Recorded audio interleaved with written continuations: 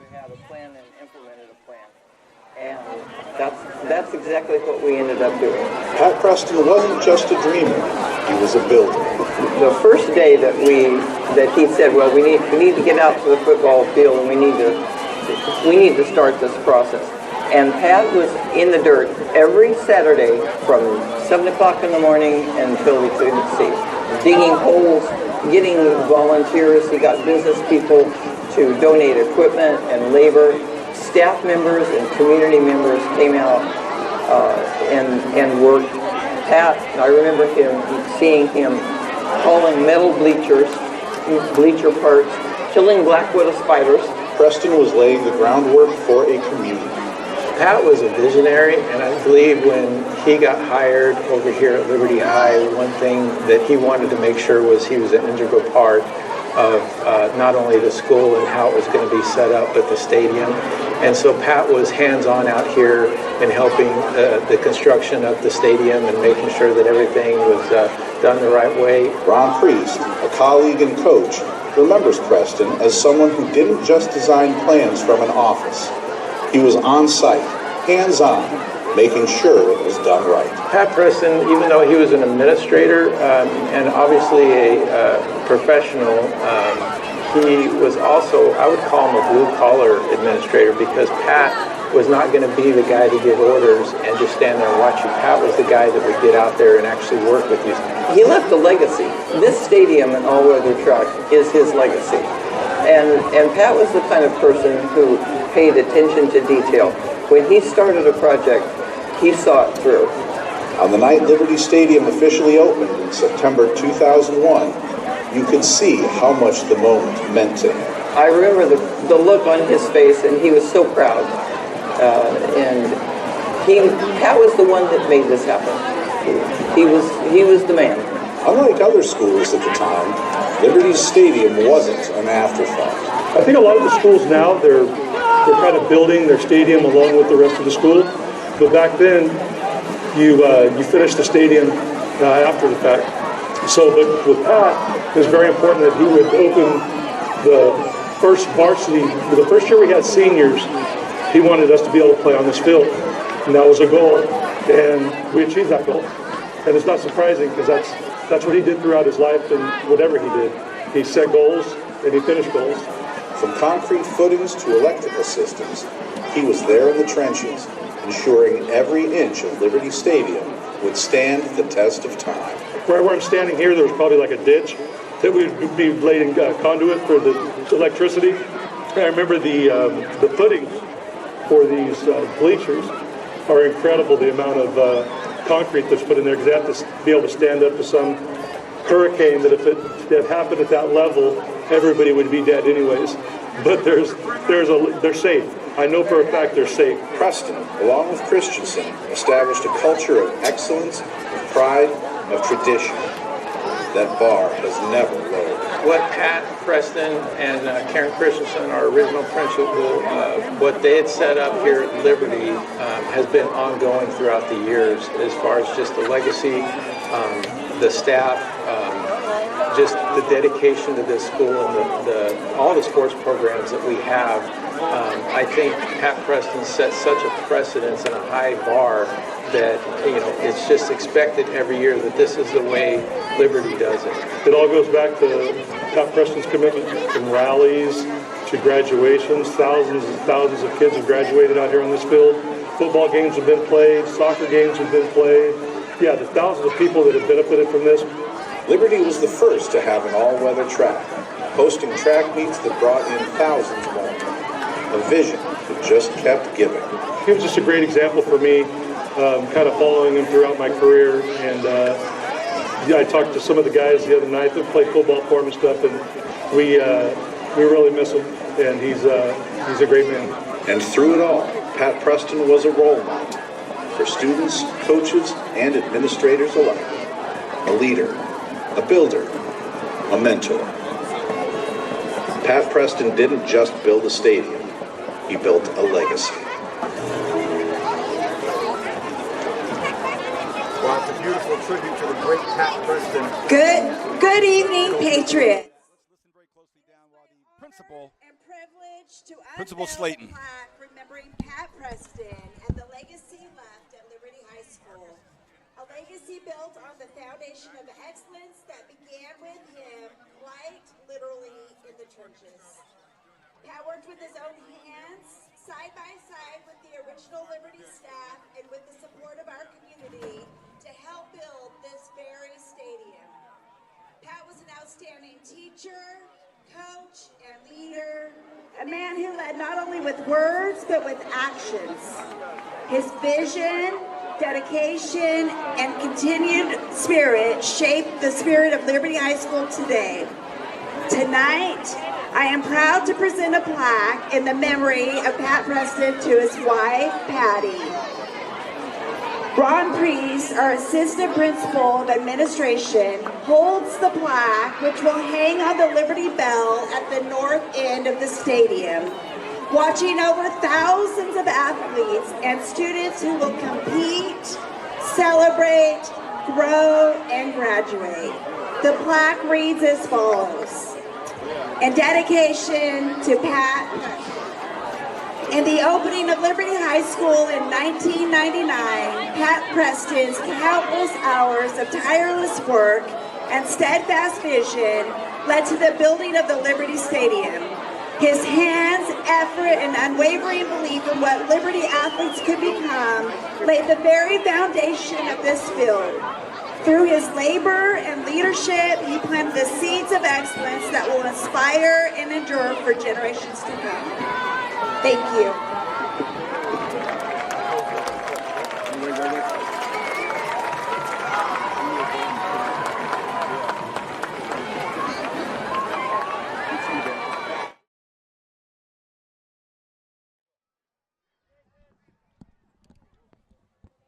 Let's hear it for Pat Preston. The stadium is his legacy.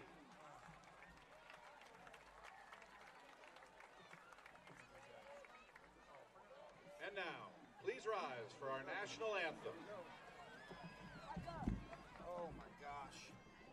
Cornford, I'm beat up. Yep. You have a phone call, right?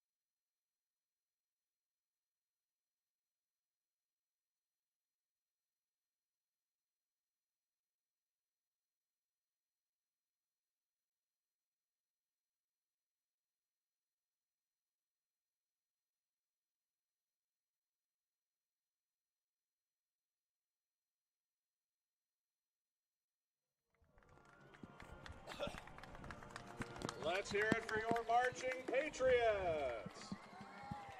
Well, a very good evening again, everybody. Welcome back. We thank you for being with us for that tribute to the great Pat Preston. More on that a little bit later because my partner knows him well, spent some time with him. And we all knew Pat Preston as the legend and the visionary that put this beautiful stadium together and the first all-purpose track. We hope you enjoyed that momentous time that we had honoring the great Pat Preston. And now it's time for football. I'm Vance Palm, joined by my longtime partner, Rich Cornford, and Julian Wilson is running the show tonight. Rich, you were on the field. I was down on the field. This was a schedule. This is a game where everybody marked on their schedule. 10-10. 10-10 was the day this is on the calendar. Some pragmatists and people that don't get emotional might say, hey, it's a Friday night game, pretty early in season play, but we know better. Not every day is Christmas, Vance. And that's what we get tonight. It's two teams that are the best in town.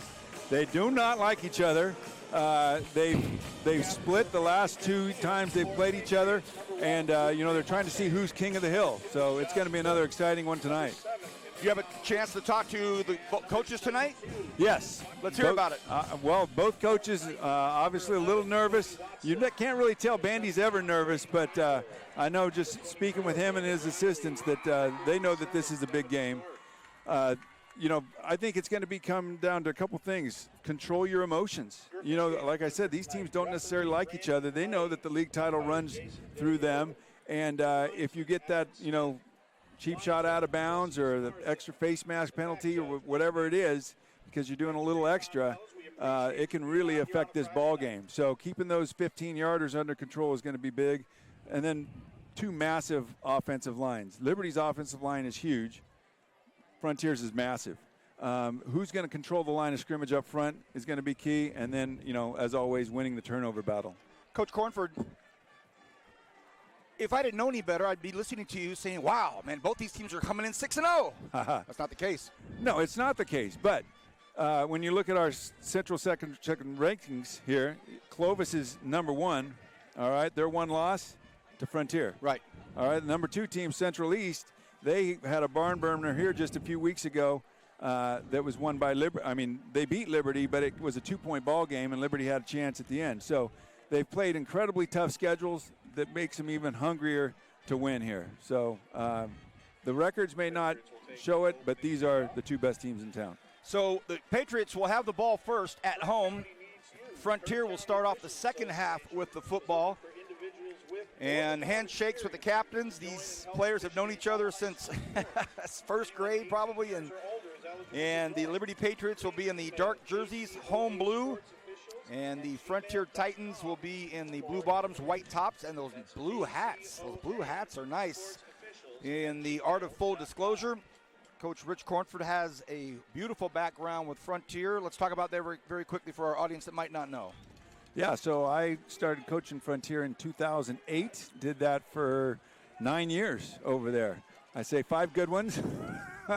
Then after that, we struggled a little bit. But what's fun is watching out there, there's about 7 or 8 guys that played for me that are now coaching. So I feel like that legacy goes on. And with the honoring of Pat Preston right before the game and his dedication to this school and the community, your thoughts on Coach Preston? Well, I coached against him extremely unsuccessfully. A great coach, ran BHS. And if you're going to open a school, I think, that's why it's important to have a guy with an athletic background and not, because he wasn't a part-time coach. That guy was all in, and then he was all in as administrator too. And I actually applied for the Liberty job when it first opened up, and they were smart and gave it to Rick Van Horn. But this is the one school in town that has never really had a downward dip. They've always been really, really good, and I think that started with Pat Preston. I spoke with Coach Bolin. I spoke with Coach Bandy, and they were both poker players with their cards pretty close to their chest, of course. But both were transparent enough to confirm that tonight is a big one. So welcome. We hope we set the stage for you. Again, I'm Vance Palm with Rich Cornford and Julian Wilson. This is the Current High Network's live exclusive coverage of high school activities, and tonight the activity is varsity football. Frontier will kick off. What kind of a kick will it be? About a 7-iron taken at the 25-yard line. Opportunity here for the Patriots. Can they get outside? They might do it. So Hansen and gets up to about the 43-yard line. So a great start for Liberty. And boy, you're at home. You've got the jitters. You've got a big game momentum vibe here. Nothing helps more than good field position to start off. Yeah, that was a really good return, getting it past the 40. Really opens up things. Last thing you want to do is start up, backed up near your own end zone. And I'm anxious to see which team's able to run the ball tonight at the other one. That's going to be critical. A great point, Coach. The proverbial game in the trenches. We will see. Okay, we know this young man. We spoke highly of him last time we were together, Gavin Parham. He was the Current High Network player of the game.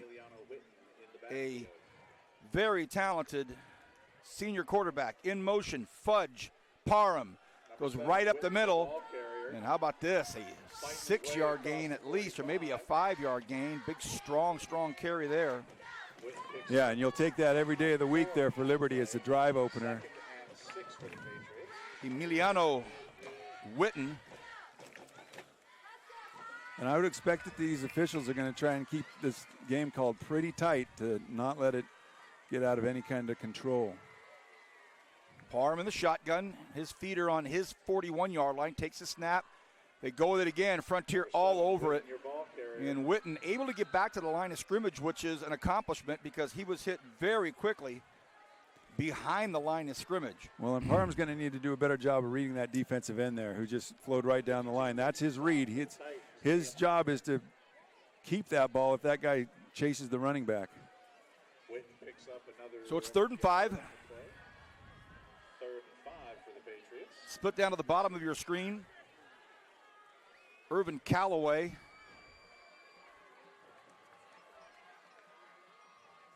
Parham, hard count, nobody jumps. Drops straight back, he's got a nice pocket, flushed out of it. We know he's dangerous with his legs. And now Parham's gone down the far side. Gavin Parham, will he score? He does. Touchdown, Liberty Patriots, Gavin Parham.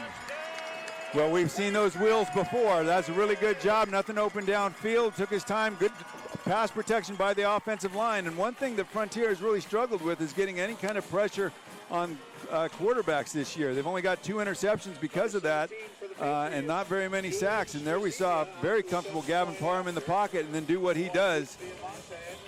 Well, Coach, it started with a really good pocket. He had time to kind of survey things, and I think by then he said, all right, I'm going. Yeah, and he's just got a different level of speed, that real football speed that, even though Frontier's got some really fast guys, nobody was catching him. So on a 3rd and 5, they score on a quarterback keeper, and here comes what now becomes every single game of the season as it goes on, the ever-important PATs, and that one was blocked. I said it, and no good. I had a foreshadowing thought with runners running on the field late, and here it is, Coach, a 6-0 score. Yikes. Well, we saw that cost them against Central when they had a field goal blocked, and for whatever reason, they keep their wingbacks way deeper than anybody I've ever seen before, and now we've seen them get 2 extra points blocked. And, there's a part of your psyche that gets so aggravated as a coach to do everything so well. You get good field position, you run some good plays, you have a beautiful touchdown, and you have a player running on late, and you don't punctuate that great drive. It's irritating. Well, it's in the back of your head. I hope that doesn't come back to haunt us. Of course. And it typically does. So, not to take away from anything, a great touchdown. And the Patriots are up 6-0 early.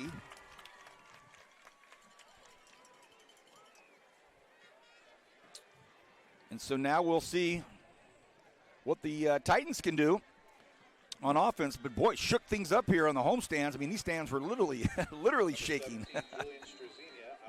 Jules Strazinga here kicking off, and he's a really good kicker. Okay.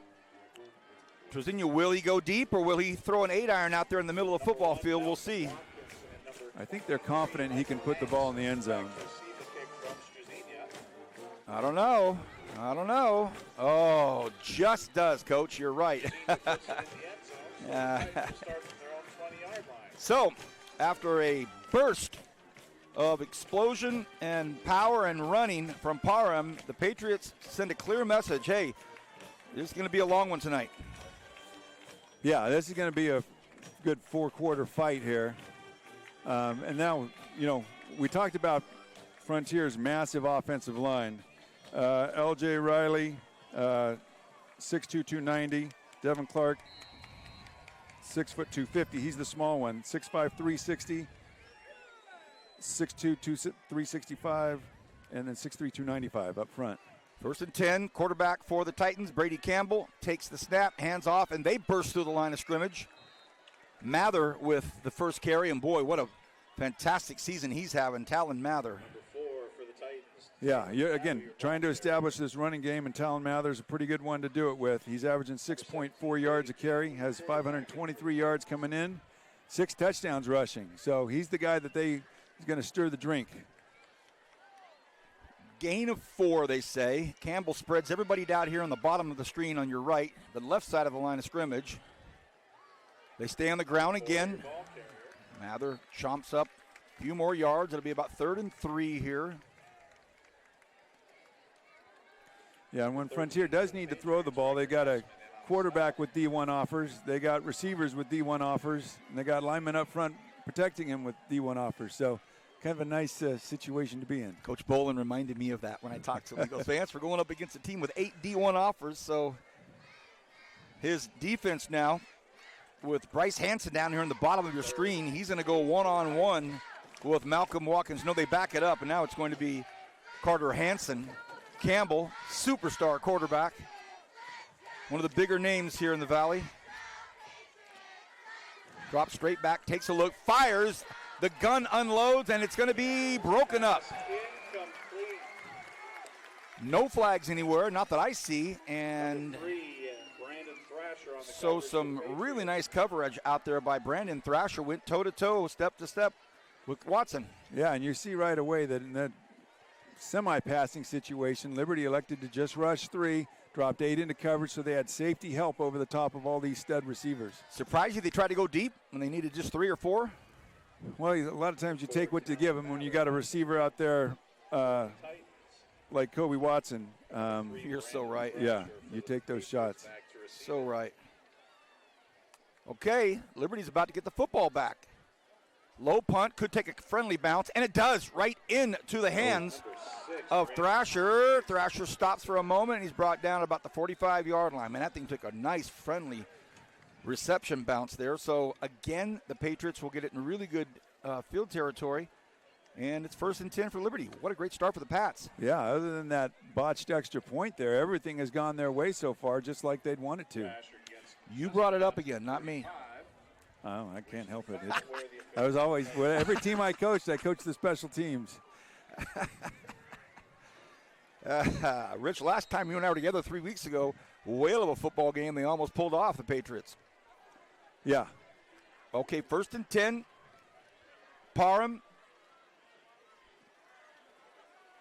The man to watch now. Quick pass over the middle, and it's almost intercepted. Wow. It was thrown up, and it was intended for Fudge, and it got wrapped up, and it spun around with both those guys going around for it. Yeah, I think Makai Watkins was the one there dueling for it, and it looked like Fudge first, then Watkins second, and then hit the floor. But, yeah, this Frontier team is, you just look at the athletes that they got back there, and it's similar to what that Central team had with, an offer here and an offer there. Strong left side of the line, bolstered by Quinn Bucky. Speaking of guys, he's got offers, or he's committed to Michigan State. Parham, they stay on the ground with it. Oh, man, he is so quick, and that's Carter Hanson, but just as quick as the outside of that defense over there for Frontier. So going to see who can kind of instigate where they want to be on the ground. Parham's the only one to really do it so far as QB. Yeah. So 3rd and long here, and, Frontier's on their 3rd defensive coordinator of the season over here. So I'm anxious to see if Coach Brogdon here sends a little heat or if they play coverage, what his style is going to be. Strong right side, one running back there with Parham. 3rd and 8. So first test here for this Patriot offense. Parham gets out of trouble again. We've seen this quite a bit. Now he just backs up and flicks one over the middle. What a great play. What a fantastic throw. The patience. And it's caught out there by David Avina. Ball pops out, gets loose, I thought. And it's going to remain Patriots football. So Parham dances around. And he's something else. He's so Pat Mahomes-ish. Well, that's the Parham that we saw against Central when they played. Kept plays alive with his feet. Frontier did send at least 4 on that. Had decent time, but then he creates his own time there, and that's really hard for defensive backfield to hold up when a quarterback's scrambling around there for 7, 8, 9 seconds. And, Coach, what a great job by David Avina. Just keep going, to keep the route going, keep running, he'll find you. And for Parham to keep his eyes downfield, yeah. So the Patriots. Parham fakes to the left, sees a lot of room. He's going to keep the ball himself, takes a big hit at about the 29-yard line. He saw the route going out to the left side, just never was going to go there, though. I think it got picked up by Frontier on the left side, and so he just made the most of it. Yeah, and Frontier's going to definitely need to spy him And I imagine that's probably part of the game plan coming in because we've already seen what he can do with his feet. But if you watch the film against Central, that was a huge part of the game. So in the backfield with him, he's got Dennis Perry, and what a game Perry had last time. That was a battle for the Kern High Network Player of the Game. Speaking of Perry, they go to Perry. Perry looking for some space up there, and he gets a few yards. Oh, a flag comes out late on the far side of the field. Pretty good push by the Liberty offensive line there. I'll get you the names of this top-notch Kern County Officials Association crew in the third quarter. Let you know who's down there doing all the work, and we certainly appreciate the uptick in officials that have joined forces and become part of that great fraternity and sorority, and they're helping out in fall sports. Looking forward to some important winter sports. Having said that, the White Hat is coming over very quickly to have a quick chat with Coach Bolin. Was there a call, Coach? I wonder if it was a sideline warning or something. All right, no penalty. Perry picks up about 3 on that. Okay, so 2nd and 6. Nice opportunity here for, should be 3rd and 6. Third and three here for the Patriots. Nice opportunity here. They go up the middle, and Perry bowls ahead to the 15-yard line. First down. So a great call. Yeah, great call to go right up the middle. L.J. Riley, the stud nose guard for the Titans, coming off the field. His helmet came off, so they might go right up the middle again. They do. He wasn't even ready. Great call, Coach. Great call. They went right up the middle again because Frontier wasn't ready. They were running off a player, running on a player, and they went right there. I would think the officials should have held that up until he got off because you have to come off the field when your helmet comes off, so they should have given him time to substitute. They're doing it again. Up on the ball quickly. 2nd and 4. Ball's at the 9-yard line. They can still get a first down. Parham now goes back into the shotgun. He's got Perry on his left. This is Perry's drive so far. And it remains Perry's drive. They give it to him again, and that offensive line for the Patriots firing right now. Yeah, I think Frontier's going to need to add some people to that box because right now we talked about who's going to win that push up front. The Liberty offensive line looks very strong and physical.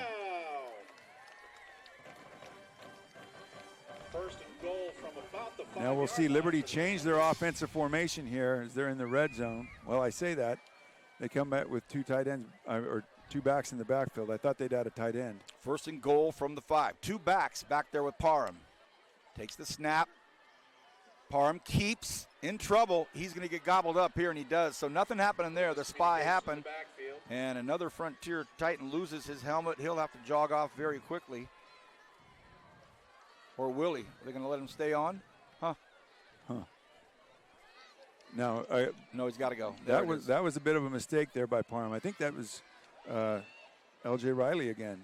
Got to buckle that chin strap on a little better. Flag during all of this dead play over here on the near side.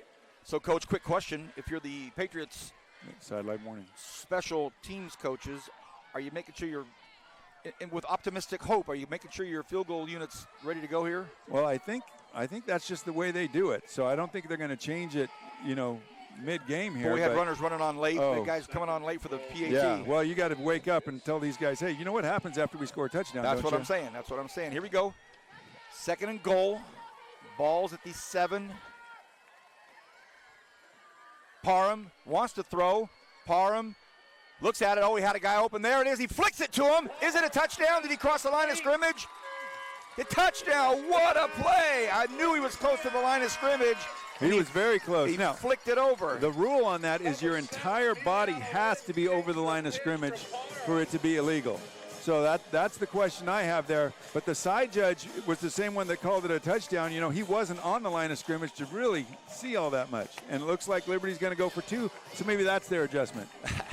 Their adjustment is stay on the sidelines, guys. We're going for 2. Yeah. Hey, what a great play.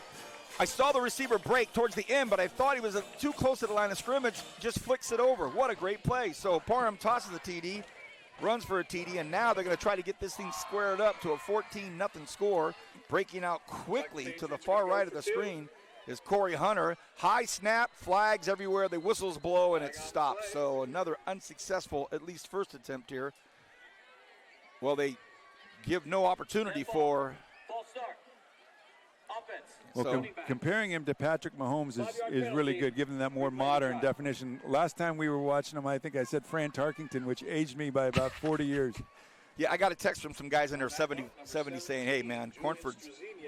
But for those of us that watch Francis Osbury Tarkington, we know what we're talking about. So now here comes the 25-yard one-pointer.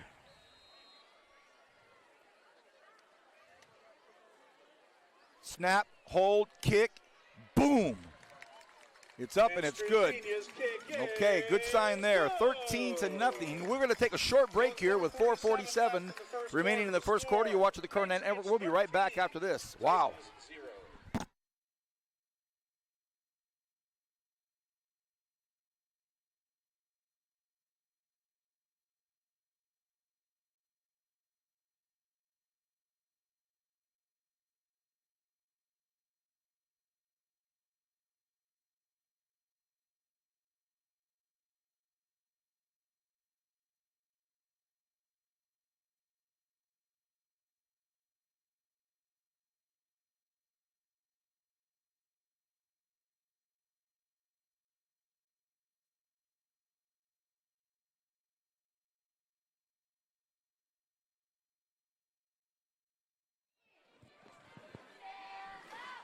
Great to have you with us tonight. I'm Vance Palm with Rich Cornford.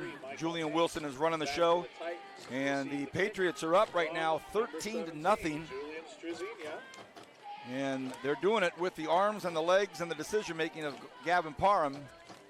There's a low kick, and that's going to be returnable. No, it gets past the Titans. So Michael Hanks is going to try to get a one-hopper and take off with it, try to get some momentum going, try to get something going for the Titans, and that gets by him. Well, Frontier's got guys that can really return kicks, so that ball made it in the end zone. It looked like one of the modern NFL kicks, the way they squib it now. By the way, I love that. I love what they're doing in the NFL. It makes it more exciting, I agree. Man. Last year was a drag. Yeah, you're just wasting minutes while everybody kicks touchbacks. All right, here we go. Frontier went 3 and out last time. Again, they need to establish that running game, but they've got guys out wide that can make plays, and a quarterback with as strong as arm as you're going to find in the county. And that's, of course, Brady Campbell stands back, heels on his 15-yard line. Can the Titans get things rolling here? They start on the ground. Mather. You know, if you coach Bandy and his coaching staff, been through the highs and lows and ups and downs and roller coasters of big games the last few years now, to where they're not going to, their penchant is going to be to, let's just keep it going here. Let's do what we do. This is not a drastic kind of a thinking team, you know. Well, the expectations are so high for both of these clubs, you know, that they're not just hoping to have winning seasons. They're hoping to win league championships, valley championships, state championships. And they've both done that, you know, in the recent history. So, great matchup. 2nd and 8, Campbell behind center. Play action, rolls to his right, looks back. This ball is put out here to the left side, and oh, what a nice pass. A beautiful pass. Just not hauled in there by Watson. Love the route, love the idea, and had Kobe brought that in, it's possibly a touchdown. Yeah, you watch Malcolm Watkins on this left side here clear out the safety in the corner over there, and then you drag Kobe Watson over the top. You know, putting that much air under it is a good idea, but it does make it a little hard to catch if you get a little light in your eyes sometimes. But it's a ball that typically Kobe Watson's going to catch. 9 out of 10, he pulls those in. Both of those guys are committed to, or have been offered by New Mexico, so they could end up being teammates on Saturdays here soon. Timeout taken by Coach Bandy, and some consternation. I want to take this opportunity to give Coach Rich Cornford an opportunity to wax eloquence on your Baylor Bears. What's going on?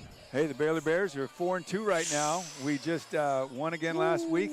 We kicked a field goal with 52-yard field goal with 30 seconds left to go ahead, and then we blocked a 50-some-yard field goal with no time left to clinch the win against another tough Big 12 team. You know, and it was Kansas State, but every team in the Big 12 is always within about a field goal of each other. When I see the Baylor highlights, I think of you, of course, and Grant Campbell, Bakersfield College Renegade and Baylor Bear, and also now the head coach at Garces. And I think of you two guys, and I know you're loving those good highlights, man. Loving those good highlights. I'm not ashamed to say I'm the second best linebacker out of Baylor in this town. I don't know. If I asked the Cornford family, they might not say the same thing. No, they would all agree. Grant was much better. Hey, I'm trying, Rich. I'm trying. I appreciate the sentiment. All right, 3rd and 8. Campbell has Mather behind him, and that's it. Liberty might be bringing the sink. They are. Campbell rolls to the right, fires, and it is incomplete, out of room, and I don't think he caught it anyway. So they ran out of real estate over there. So another empty drive by the Titans.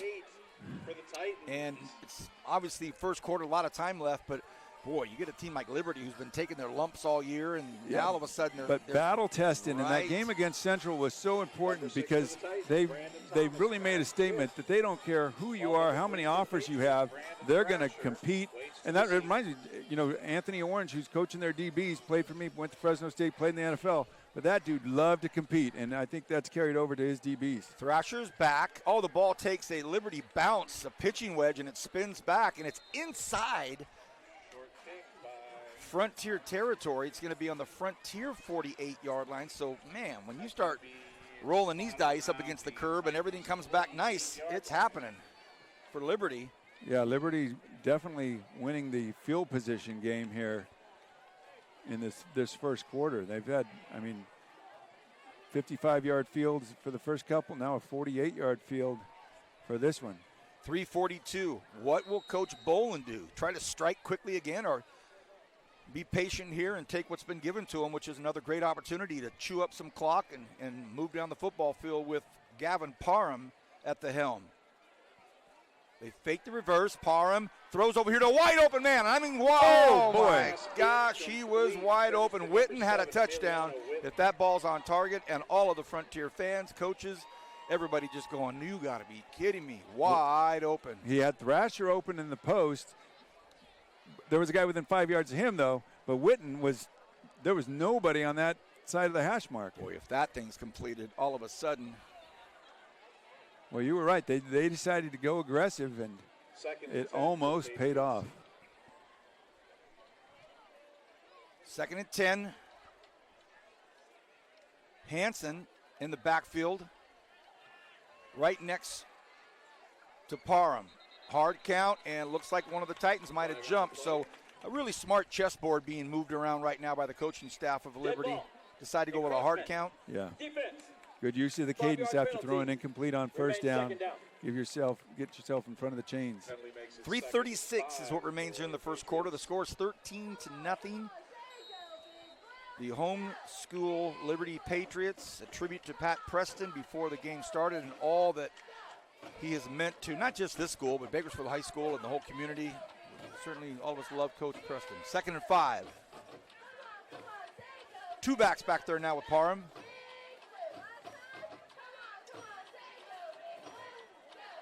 Right back up against the grain. Gets about 3 or 4 yards. Nice carry.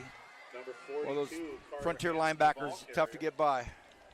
Yeah, they've got a long history of good linebackers over there. And again, that front, we talked about the Frontier offensive line being stout. The size of these guys up front defensively, they got some pretty big guys there too, and have always had really good linebackers. All right, but a very manageable 3rd down here for the Patriots, who, I've been impressed with their offensive line this week, getting a solid push. 2-down territory. I would think so, and I would just for that. Guess what? we kind of talked him into that. And Parham's got to just be sure that he doesn't try to do too much. Let the game come to him, make his reads, and not guess. We saw, when they were near the goal line there, he guessed on the one, and it ended up being a 3-yard loss. Let the offensive line do their job, make the read. If that guy crashes, then keep it. If he doesn't crash, make sure you're giving it. That's the voice of Coach Rich Cornford. It was just publicized by the PA announcer. We'll be selecting the Kernheim Network Player of the Game, he's saying right now. We will make that selection a little bit later on. Always a treat to give that to one of these student athletes, and I've had some fun this year with football and volleyball, and give these Kernighan Network Player of the matches to these volleyball players are like 4'1", and they're looking up to me, and I'm holding the microphone down. I'm thinking, man, how much talent and energy in all of these great student athletes here in Kern County. 3rd and 2 after the timeout that we think we almost sent telepathically to Coach Bolin. Will it be 2-down territory? And after the timeout, now there seems to be confusion. Oh, goodness. And they're still moving guys around after the timeout. Look out. It's got to go soon, real soon. Parham now sends another guy in motion. Is this going to happen? Oh, my gosh, it was close. That had to be real Drops close. back, throws, and some contact here in the middle of the football field, but they weren't near the pass. So after all of that discussion during a timeout, and it looks pretty discombobulated before the snap, didn't seem to be. But they had a guy open. I mean, the play call, hey, 3rd and short, everybody's thinking, hey, buckle up the chin strap. We're going, they're going to run ISO or something at you. They elected to go play action and throw it there, and he had a guy again. He just overthrew him. You had to see that running game of Parham himself, Perry, Witten. There's some guys that could pick up 2 yards. Maybe we'll see that now. So Now, they go for it on 4th down. If the Titans can stop him here, they're right back in this game. Exactly. They'll have good field position for the first time and really be able to do what they want to do. Be careful for the hard count. Parham, they decide to try to go up the middle with it, and, Coach, it doesn't happen. So it really didn't play out very well for Liberty, who had all the momentum in their hands, and they just kind of coughed it up there for a few minutes. Well, L.J. Riley up front there, he's got SDSU and Sac State offers. He beat his man up front, made that tackle for a loss. So, again, showing big-time players make big-time plays. So great job by Frontier to stop that drive. Liberty had pretty much all the mojo going their way with a 3rd and 2, and they were stopped. So now, how quickly can Frontier kind of regain some of that magic? I was talking to Lucas Bushnell about this Titan offensive line. The average bench press is about 350 pounds. So with that being said, they need to start pounding the rock and getting some first downs. Watkins out to the right slot. Campbell takes a look. 1st and 10. Frontier looking to strike now. They let one fly. They have a man. Oh, and he just outthrows the aforementioned Watkins. Ooh, and that's a wide open touchdown run right there. Yeah, we're seeing both sides get receivers open, and they're just quarterbacks are just overthrowing things a little bit. So incomplete. Frontier offense has not shown anything yet that would get them a C- rating. Yeah, but they really pride themselves in protecting Campbell when they throw the ball, and he did get hit that time. 2nd and 10. We're still in the first quarter. A lot of action so far. 13-0 Liberty. Here they come. Campbell rolls to the right. I think he wanted to send his receiver down. He finally does. He lobs it up there. So some confusion there. I'm certain that he wanted Watson to release it a little bit sooner, Coach. Well, yeah, it was an RPO, and typically you want to throw those short, but the short guy was covered too. Again, this Liberty defense is playing really well, and so he last minute improvised and tried to go deep with it, but couldn't get it, and they're just not on the same page right now with their passing game. So last time we saw him in a 3rd and long, Liberty just elected to send 3, drop 8, and it works for them. Let's see what they do here. Campbell, strong left side down here at the bottom of your screen. Does have Mather back there. Is it to block or is it for a screen? But they've got 10 to go here on 3rd down. Play action. Campbell looks. Ton of time. Campbell's going to pick up. Campbell's going to throw. And he takes a hard hit. No flag. A big hit there by Josh Cook and overthrows. So right now, if you're a Frontier fan, you are not pleased with what's going on the offensive side of the ball. Yeah, and that was really well played by Josh Cook. They did some stunning work inside, and when Campbell read that and rolled, Cook attacked. No hesitation. He's their leading tackler on the year. He's got 9 tackles for loss this year, and 5 sacks, and almost had his 6th. Number 3 for the Patriots, Brandon Thrasher back to receive. So no first downs yet for the Titans. You're right, and Thrasher looking for a good bounce.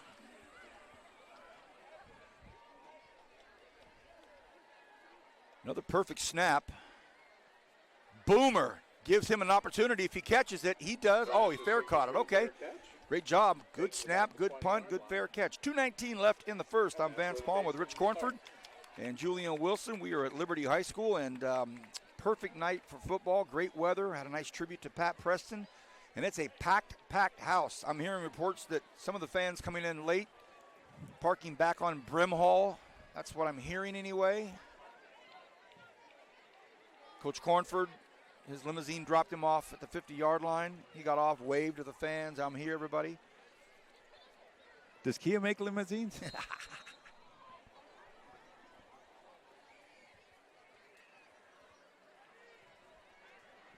Okay, Liberty had one at last drive kind of fizzle out. Number 42. Oh, boy, you got to be kidding me. Here it is, Carter Hansen, and just blows out to about a 28-yard run. And, boy, that was really kind of a nothing start to that run, and then they didn't wrap up, and off he goes. Yeah, a really good job of keeping his shoulders square and then breaking hard to the outside when he decided to commit. 25-yard gain there, explosive play. Clock still running, 2 minutes to go here in the first. Liberty really stamping their name on this first quarter. Parham hands the ball off, and again, right through the middle, and now Witten pulls through there, and he gets up to the 32-yard line. So whether it's Parham breaking things down in the air or on the ground, this offensive line for Liberty, look out, Coach. Yeah, look out is right. These guys are doing it, but also you got to credit the running backs for attacking that hole. They're getting right to the line of scrimmage, no huddle. They're bringing it to the Titans right now. Parham now steps back a little bit, takes his time. 3 receivers on the right side. Takes the snap. They go on the ground again, and this is Perry. And, I mean, Coach, it doesn't look like much, but that's a 5-yard gain on a first down. No, they're doing the thing that Frontier can't do, and that consistently winning first down. And, you know, it's only the first quarter, but, man, this Frontier defense has been out there the whole time. Their offense has run 9 plays. I would guess Liberty's run about 20, 25. Man, what a great point. So, and also when you're dealing with a scrambling quarterback that you got to chase around a bunch, you know, you're going to burn a lot of energy, and especially for these defensive linemen, that gets rough pretty quick. Getting close to the end of the first quarter, and now Liberty a little bit of a more deliberate, slower pace here, a little bit of first quarter swagger. In motion is Hansen. Number 42, Carter Hansen, your ball. And he comes back and gets the ball, and the clock will stop with 32 and a half seconds. Right around the 25. And, Coach, I mean, you brought up a pretty obvious point, but it hadn't really dawned on me because I'm not nearly as smart as you, but that's such a great point. This defense for Frontier's been out there the whole first quarter. Yeah, boy, that's a bad thing to say, Vance, that you're not as smart as I am, because there'll be a lot of people that realize I'm not too bright. Well, you're a coastal guy. The air, you grew up with cleaner air, my man. That's true. Okay, 3rd and 4, I think. Let's see if Liberty takes a better approach to this 2-down opportunity here, 2-down territory, I should say. Empty set back there with Parham is nobody.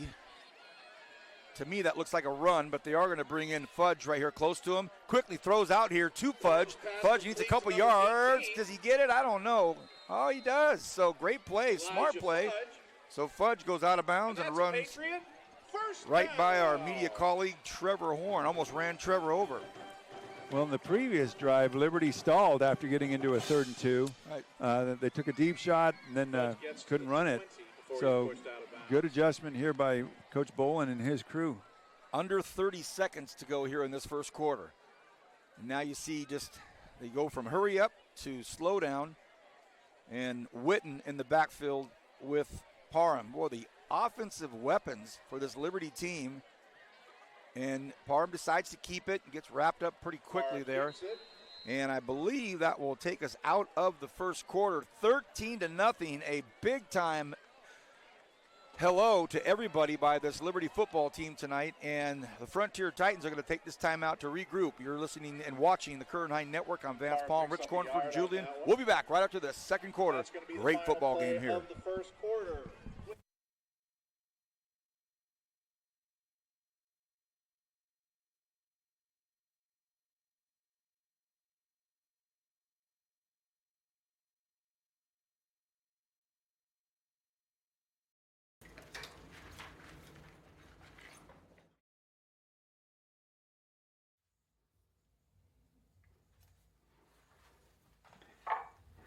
So, my rate for dishes is going up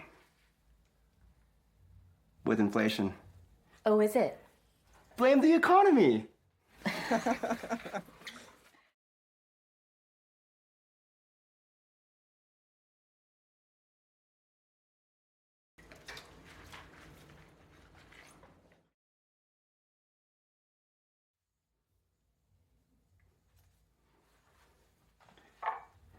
So, my rate for dishes is going up with inflation. Oh, is it? Blame the economy.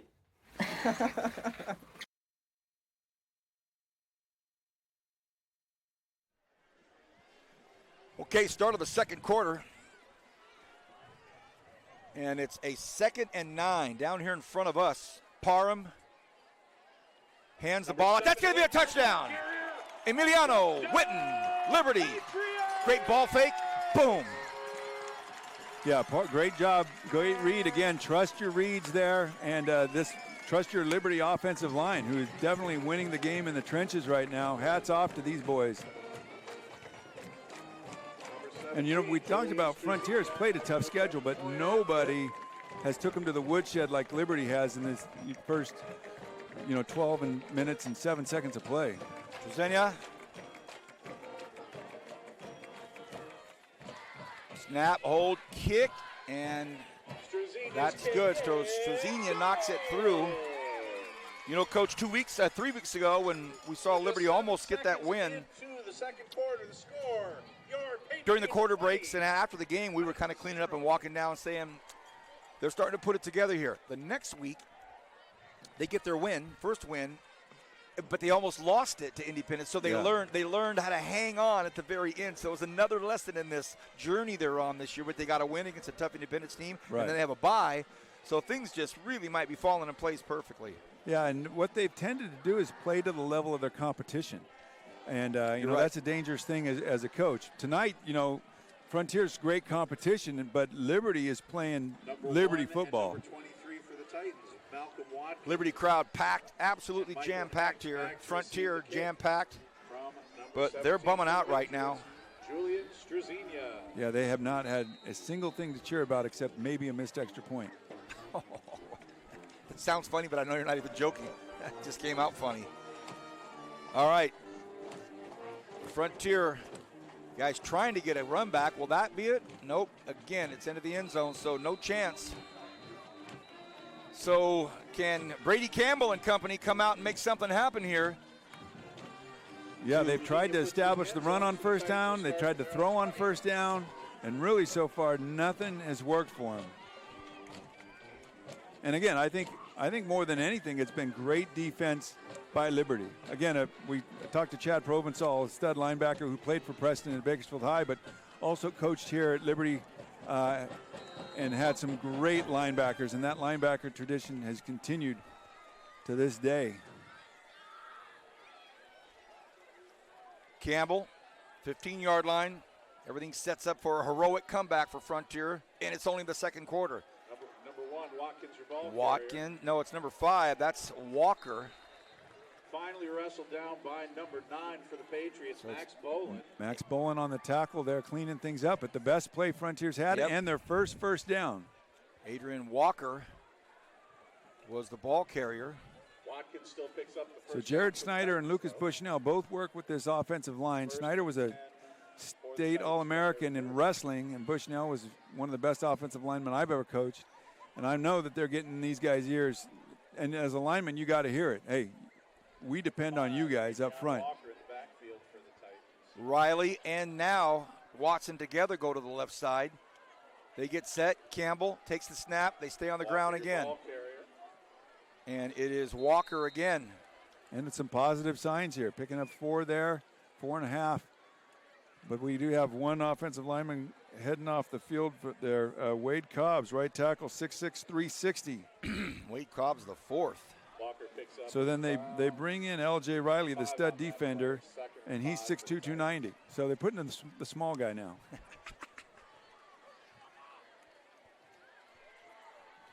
Second and 5, ball's at the 35. Campbell has Walker on his right hip. And they're definitely slowing things down here. Walker gets outside. That's a nice job there. It's a big first down. Again, they pick up another first down. And you can see Brady Campbell waiting basically to the last second to call to have the ball snapped. He's taking his time. He's looking at the back official.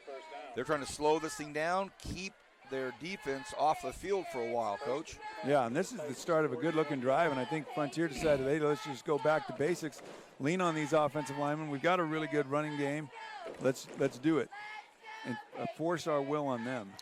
This is the kind of score that when it gets read around the county from the PA announcers and all the different booths, 20-0 first quarter, ooh, you'll get that big ooh.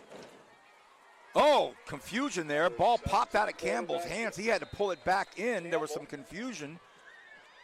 And some of the Liberty Patriots D linemen are talking to the white hat about being held, saying, look out, I got face masked.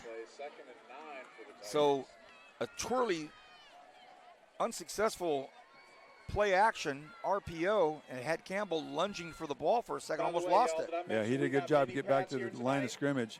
Hey, watch this matchup. Number 1 down here, Malcolm Watkins versus Brandon Thrasher. These are two really good players. You see Thrasher has no safety help. So going to versus an Oregon State commit down here. Right at the bottom of your screen, everybody. This time they go right up the middle with it. Oh, what a big-time run that is. Another big first down. So Talon Mather, and he gobbles up some big yardage there. And, boy, this is just what the doctor ordered here for Frontier. Yeah, it is. And these linemen have really responded. And, you know, you see the play calling where they're getting a little bit more confident because they had nothing going on those first 3 drives. Under 10 to go. And this is the way you do it if you're Frontier, one play at a time. You know, you don't try and hit home runs every time at bat. Campbell waiting, taking his time. Nothing hurried about this drive here. Takes the snap. Again, it's Mather. Mather with that big offensive line. Oh, and he lowers the boom. And he delivers a hit at the very end. And, the young man that he hit right in the chest is coming off. Mather lowered the helmet and just said, I got you, bro. And a big hit there on Max Bolin. So Max took a hit. Hope he's all right. Maybe he just lost his breath for a minute. Yeah. He's collecting himself over here on the sideline, but that looked like Cam Scadaboo hitting you in the chest. Boy, oh boy. I was one pick away from getting him in my draft. Oh, I got him. Well, I didn't. I thought I was trying to keep him quiet. Some bum picked him up in our group. 2nd and 4. Important offensive drive right now. They stay on the ground again. And Mather again. That's the go-to guy right now, Talon Mather. Well, now Liberty is going to have to make some kind of adjustment because whatever they were doing before is not working now. Frontier is running right at them. This has been run plays every single play of this drive, and they're probably averaging a good 7 yards a carry on it. And then they'll have to be careful because once they kind of suck in, Campbell's looking for a couple of his big guys. Right, and that's the thing, exactly how Frontier will respond. Once they suck in too much, he's got guys out wide, and he's got the arm to do it. So Watson goes to the top of your screen. Watkins down here at the bottom of your screen. Mather behind Campbell. 1st and 10. They go Mather again. Wrapped up by number 11, Dennis Perry. So this is the Talon Mather drive. Yeah, and now Liberty up front looking a little bit tired. You know, they are probably giving up more than 100 pounds per guy. Maybe not more than, but probably 80 pounds per guy. Just look at them up there. Well, with a 20-point spot, Liberty's starting to feel the heat here. Long drive. Now their defense is getting worn down. Walker behind Campbell. Not a single toss yet on this drive. Now Walker brought down about the 18-yard line. Good to see Max Bolin back in there making the hit. And again, another 7-8 yard gain. And just real consistent, putting a hat on a hat up front there, occupying defenders. And when you got large bodies like that, all you have to do is occupy it. And we're down to under 7 minutes left in this quarter, so almost a 5-minute drive here by the Titans, and they still got 20 yards to go. Campbell jogs back over into the huddle.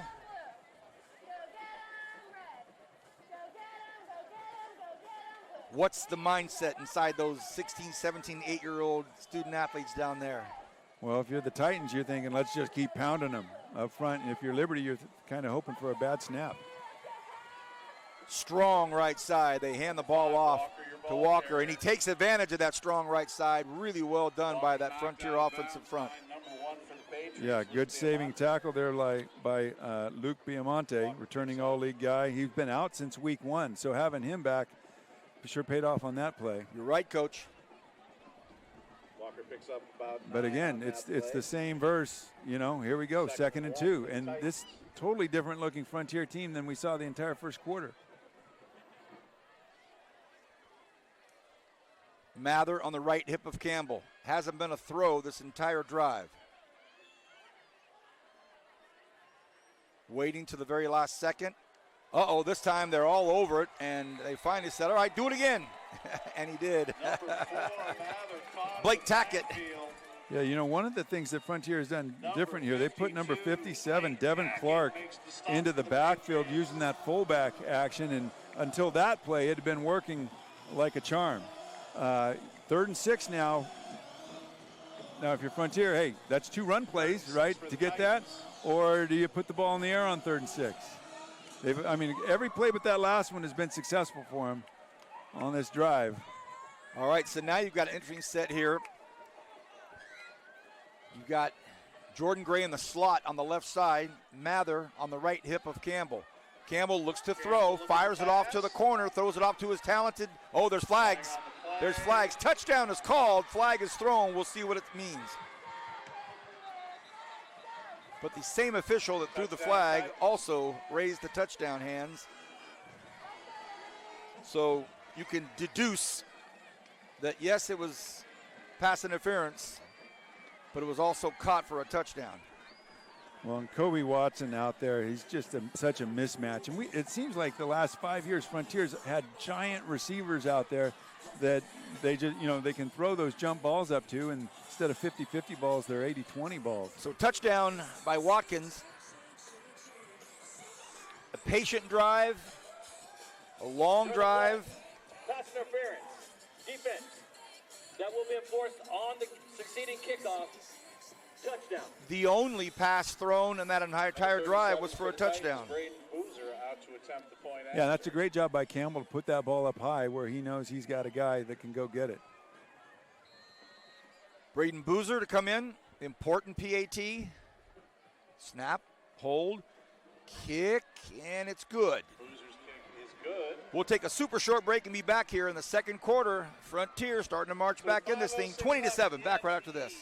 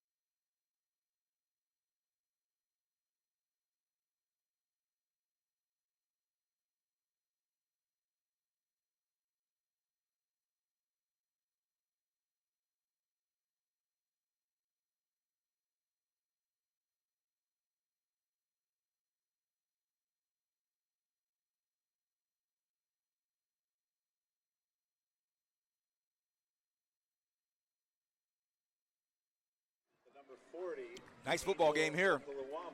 Second quarter, the home school Liberty Patriots up 20-7. And boy, that Frontier crowd was quiet for a while. Now they're starting to say, okay, all right, okay, everybody settle down. And with the pass interference at the end of that touchdown play, the ball's going to be kicked off on top of the Patriots logo at the 45. Oh, wow. Yeah, the last time they did the little wedge shot there, they figured, hey, this is close enough. Our guy can kick it in the end zone. Let's just do that, not give him a chance to return it. That was a George Blanda kick. Good old George. I used to kick like that, straight on kicker, toe puncher. Remember when Dempsey broke the record with a sawed-off foot? I saw that shoe at the Pro Football Hall of Fame in Canton, Ohio. Yeah, pretty cool. Yeah, that was a 63-yarder that he did now. But, man, these days people are going 50-yarders or chip shots. Heard Al Michaels the other night on Thursday Night Football. He said, that's only a 52-yarder. Yeah. He's joking. Okay, what can Liberty do now that they've had an answer from Frontier? 1st and 10, Parham. Number 42, Carter Hansen, your ball And swallowed up quickly there. Some big, big men up there. And that's Nate Espiriqueta. Yeah, this Frontier D-line has come up big on a couple plays. 2nd and 11 for the Patriots. They're giving L.J. Riley a bit of a breather over there, so it's good that they can get a stop while he catches his breath. You know, it's a big game like this when some of the VIPs we have showing up here on our platform, announcing platform. I can't give names, but man, oh man, we got some heavy hitters up here tonight. 2nd and 11. Parham, low snap has to go down. Parham, and he waits, flag on the play, and Parham lets one fly, and it is just out of reach, but it's back there in holding territory. One thing about a quarterback that moves around a lot and bounces around a lot, sometimes his protectors get caught holding. We'll see. Yeah, and again, the protection was pretty solid over there. Frontier has struggled to get a pass rush going this year and had time. But, again, when you hold them, it helps create time, too. Let's see what that call is. Did they make the holding call? Great officiating crew tonight. Boy, they've been clean. They've been efficient. They've been fastidious in all of their efforts, and this game's had a good flow to it. They're getting it right. Again, we do normally give you the name of the officials in the 3rd quarter, and that's what we'll do. We'll wait.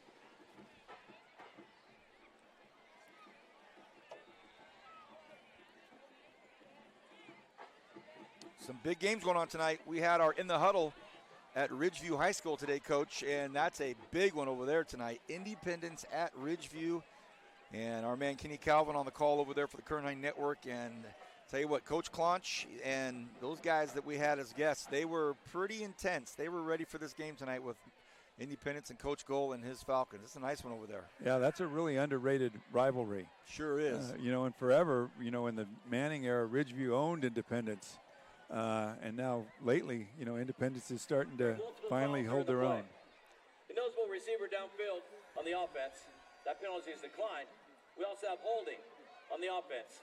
That penalty, number 69. That penalty is accepted. 10 yards. Okay. Feet 2nd down. They're going to move it back. Yeah, some of the Ridgeview players today kept referring to Independence as Old River. Right. Thought it was great. Say, we're ready for Old River. Said, oh, here we go.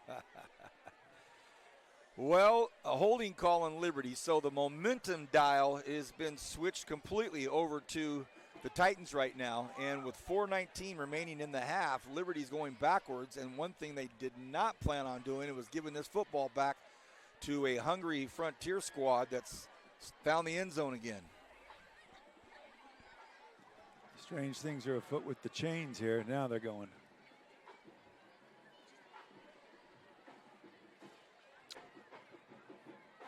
So a kind of a stagnant last few minutes here. Hasn't really helped anybody except for that Frontier defense. They get to get a little bit more rest. So now, go ahead, bud. Real careful here if you're the Patriots that you don't turn this ball over and make a bad situation worse. Parham got to use good judgment, throws one out, and that is into the flats. And I think he was under some duress there and really got rid of it a little early because his guys hadn't really even finished their routes yet. Looked like a timing route without good timing. Exactly. All right, we got 4:13 to go in the 2nd quarter. And Liberty backed up and in a bad spot, something that they didn't do the entire 1st quarter, right? They stayed in front of the chains, kept things going, but big play on 1st down by Frontier, and then some penalty action has backed the Patriots up. And Coach got a situation here. If they don't get this, they're going to punt, and you can't punt it 95 yards into the end zone. There's somebody's going to be there to return it on the punt. Parham, they stay on the ground with it, and boy, a great play there. What a tackle.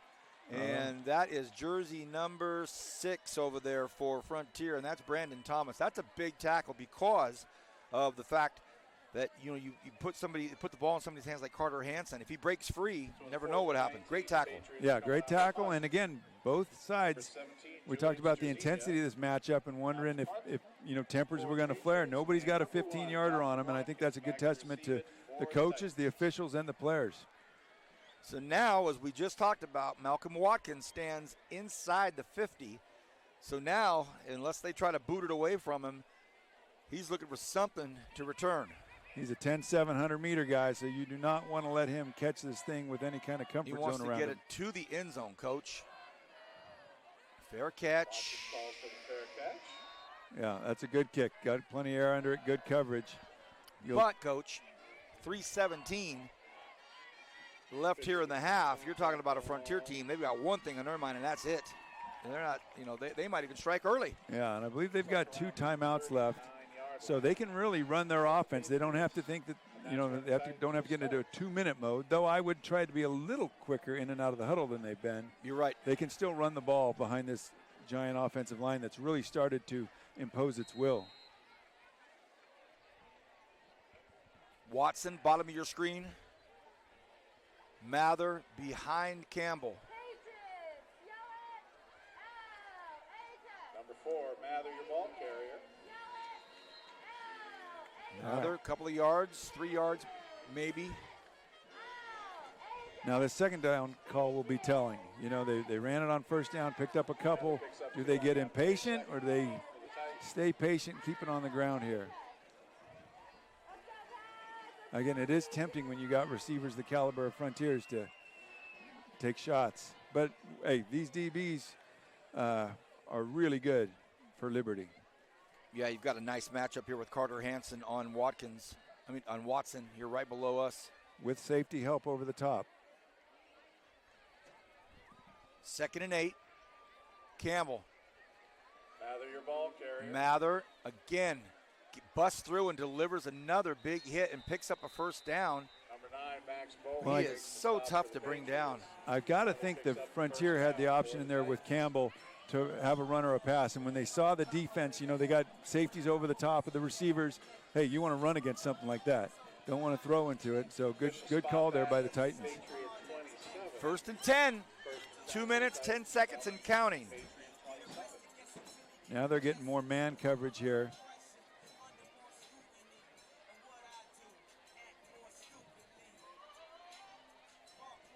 Campbell barking out orders. A lot of time running Exactly, 150 now.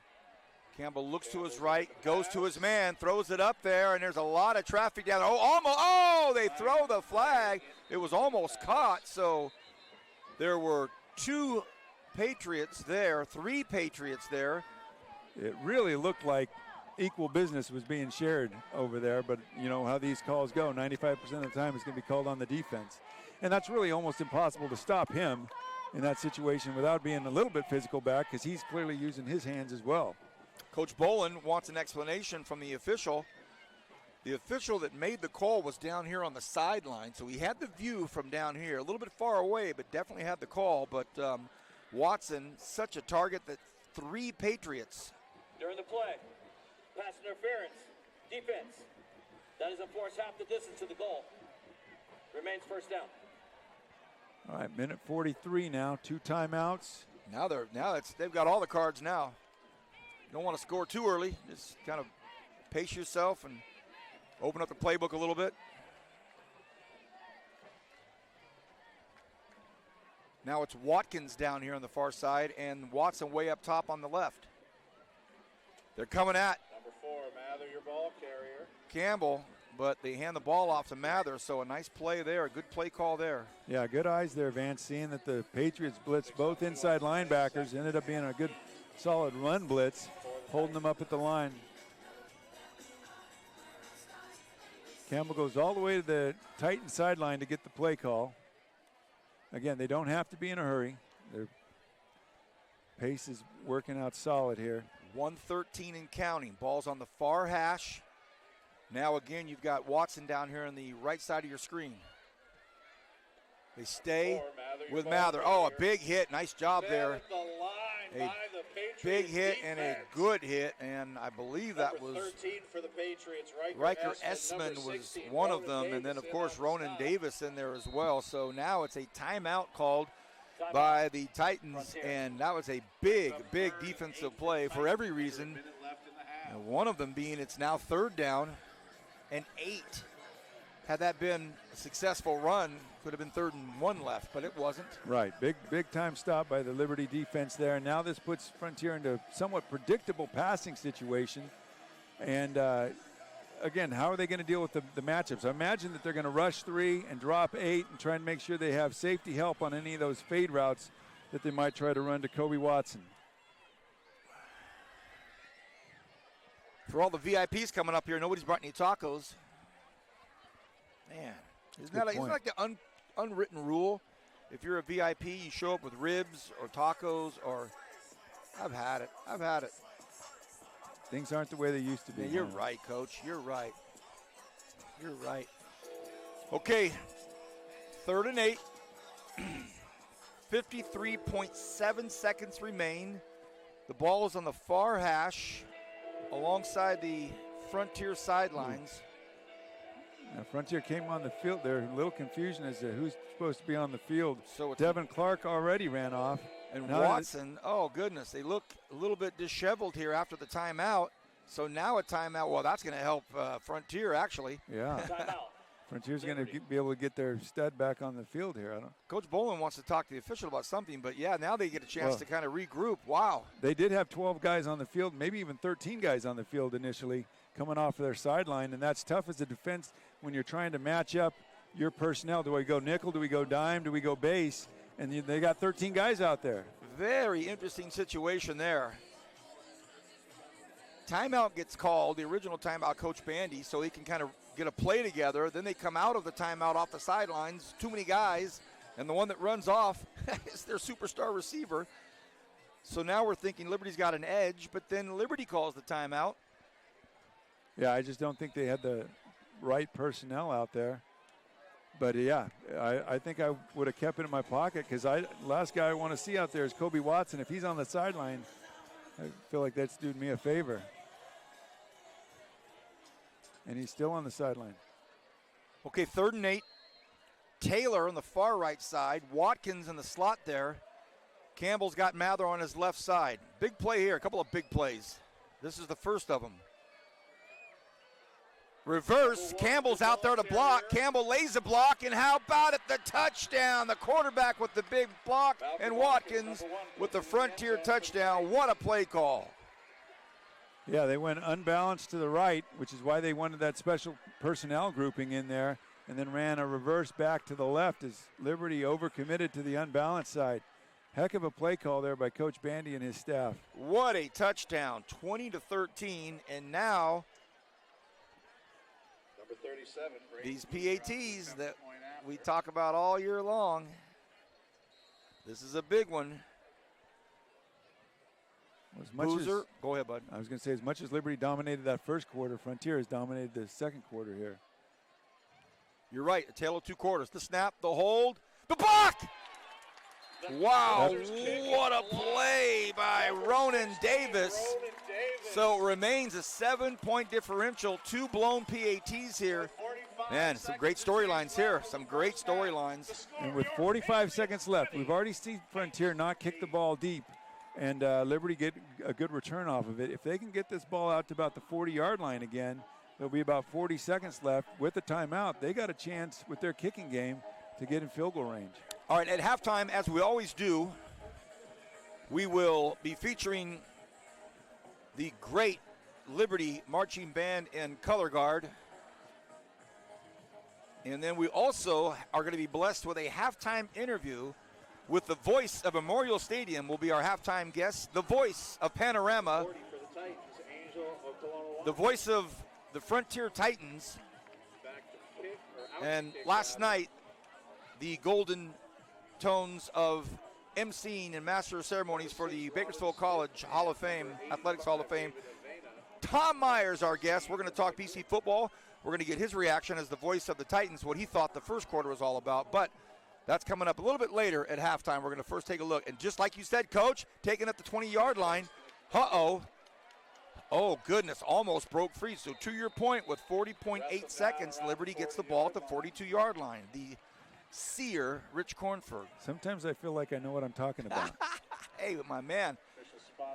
That was so now all of a sudden, you've got Trezina, their kicker. Frontier's already showing a prevent defense. Well, with a guy like Parham back there, quarterback like Parham, even on his own legs, he can get it across the 50 with that kind of defense. Let's see. They break out with a nice pair down here in the bottom of your screen. Look for a bubble screen or something. They go on the ground. Witten gets a really nice job there, and he gets to the 47-yard line, and they're not calling timeout. They'll move the chains. Yeah, that clock stops while you move the chains. Well, they didn't get the chains moved, and they... The chain gang wasn't set up yet, but they spiked it anyway. Whistles are blowing.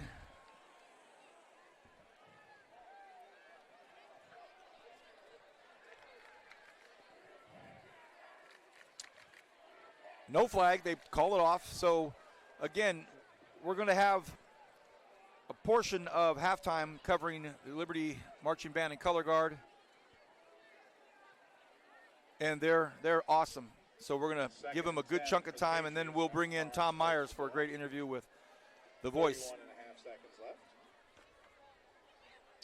Okay, 31.6 left on the clock. It's a 2nd and 10 after the spike. Parham in the shotgun. 3 receivers on the left side. Here it comes. They look over for an audible from the sidelines. They get it. Not quite as loose a prevent look this time by the Titans. Exactly. Parham, they stay on the ground again. Witten gets up to the 39-yard line, and the time is running. They did not get a first down, so it's 23 and counting, and a quick timeout called by the Liberty sideline. So now, Coach, I got to put it together here. Third and three with no more timeouts, 22 and a half seconds. What's on your mind? Well, if I'm a good RPO team, that's what I'm going to go with. What I mean, if they show me that they're playing the pass, we're going to run it. If they, are overplaying the run, we're going to throw it out something high completion percentage. Now, I wonder if the Titans are willing to go, load the box and man up here, which would take both of those things away potentially. I'm anxious to see. This is a big call by Rick Brogdon, the defensive coordinator for the Titans. No timeouts left. Thanks for that, Coach. Appreciate it. I always love hearing what you're thinking when it's these situations. So 3rd and 2, but the 3rd and 2 aspect not nearly as important as how they're going to handle getting this ball out of bounds to the sidelines. And a nice matchup here if they decided to do something risky. Malcolm Watkins.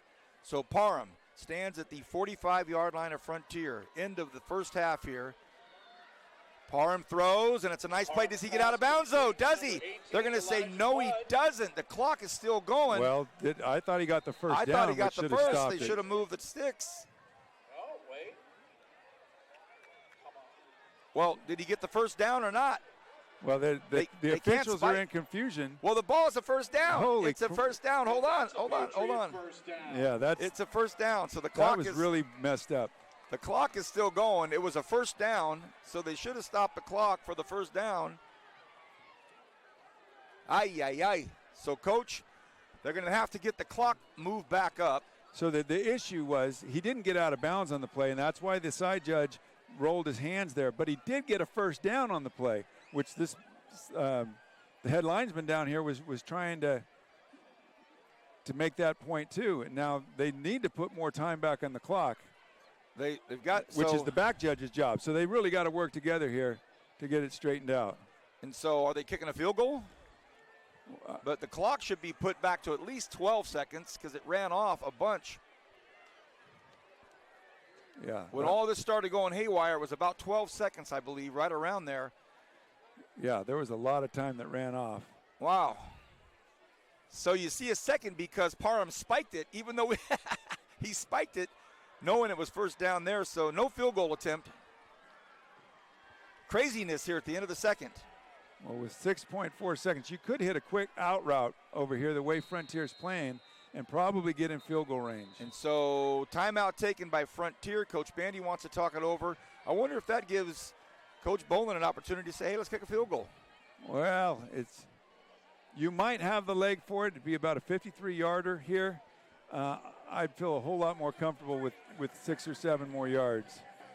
And remember, they have had an extra point They're going block. for the field goal. So that was fun.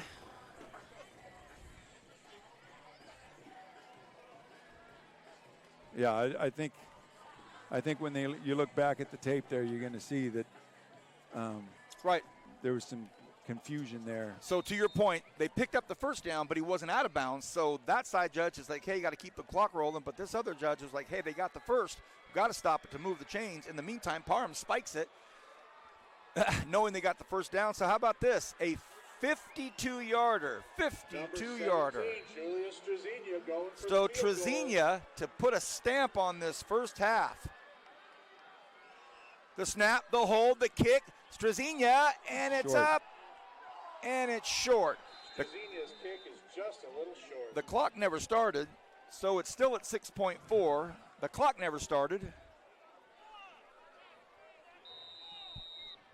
And I think the white hat's going to let it run out. The white hat said, we're out of here. So 20-13, we've had a lot in that first half. We'll try to recap it as we start the third, but we're going to take a break from the microphones. We're going to watch the Liberty Marching Band and Color Guard, and then I'm going to bring on Tom Myers late in the halftime show. Enjoy it.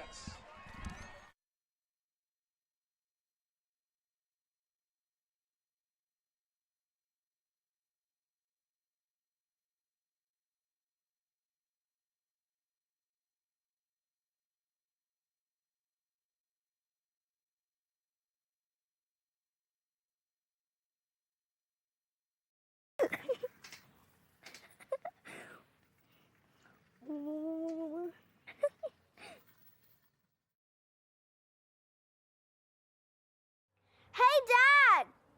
Is my weekly allowance up for a negotiation? No, not really. Okay. Okay. We'll talk about this later.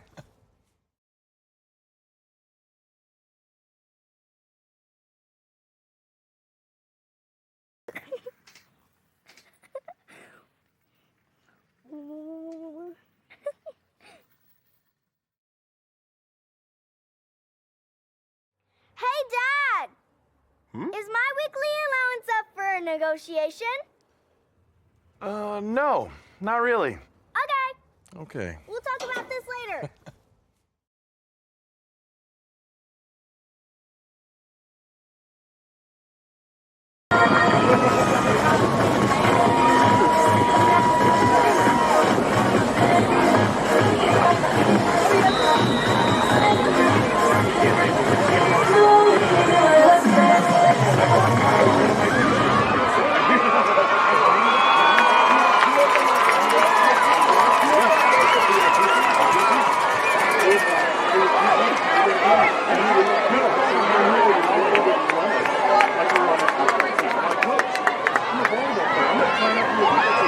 Let's hear it for the Mini Pats.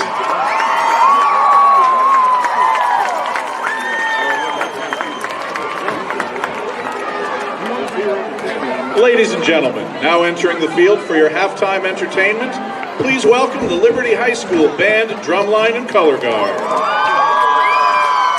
The Liberty BDC are led on the field by drum majors Keen Wynn and Chloe Kaiser.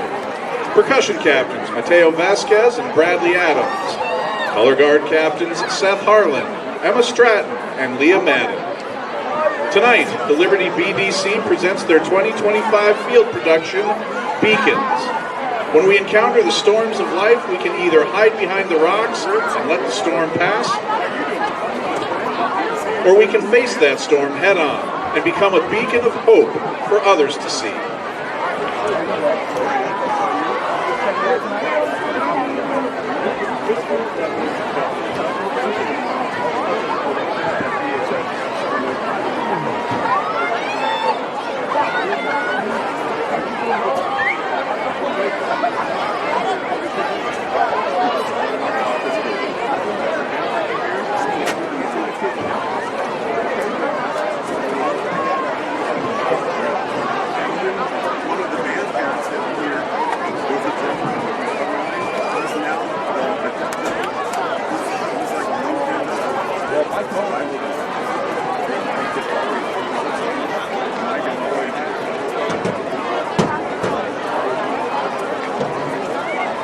Mike Bone.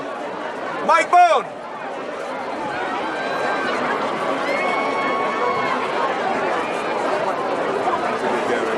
Oh, man. He's like my first night I ever stayed in Cleveland.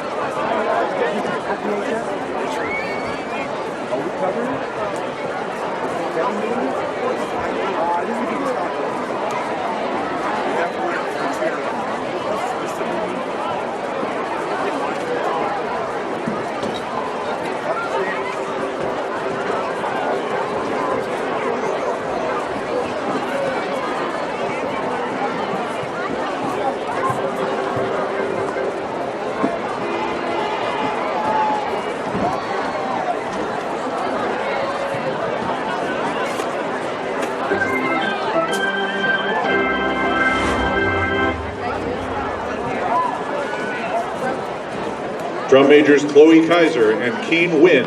Is your band ready?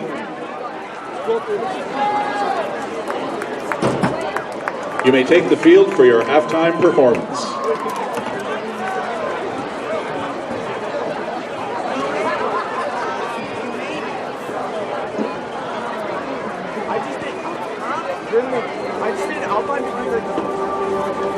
Like a lighthouse, cutting through the darkness, we too must find courage and clarity to navigate the uncertainties of life.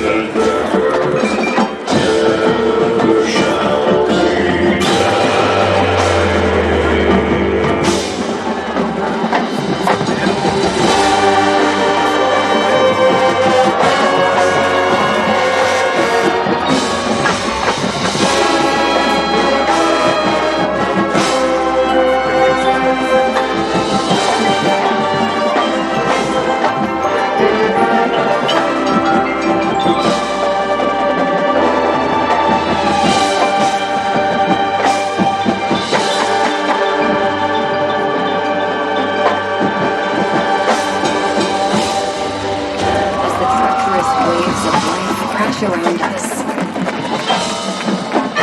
We must find strength in adversity.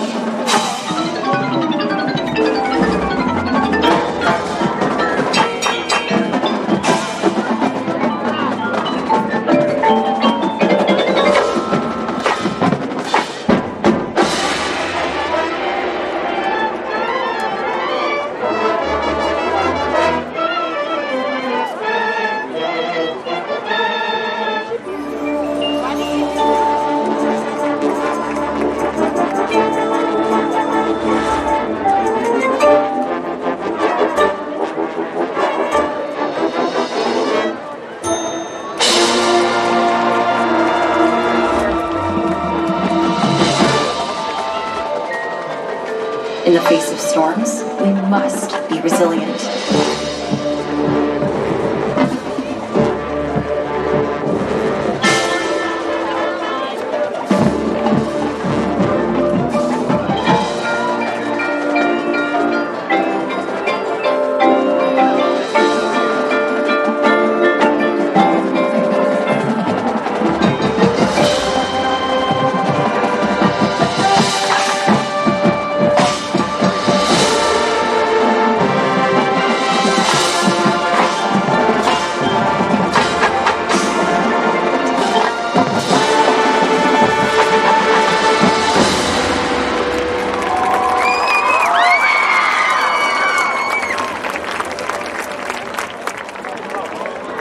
The lighthouse, like a guardian angel, watches over sailors lost at sea, offering them reassurance that they are not alone.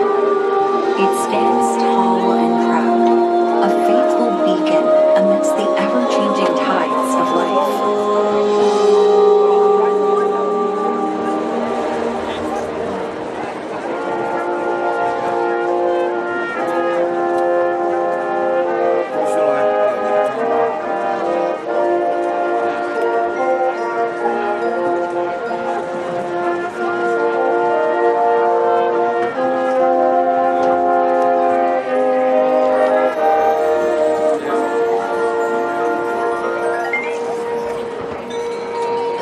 The ocean can make us feel so small and insignificant, and yet so free and limitless.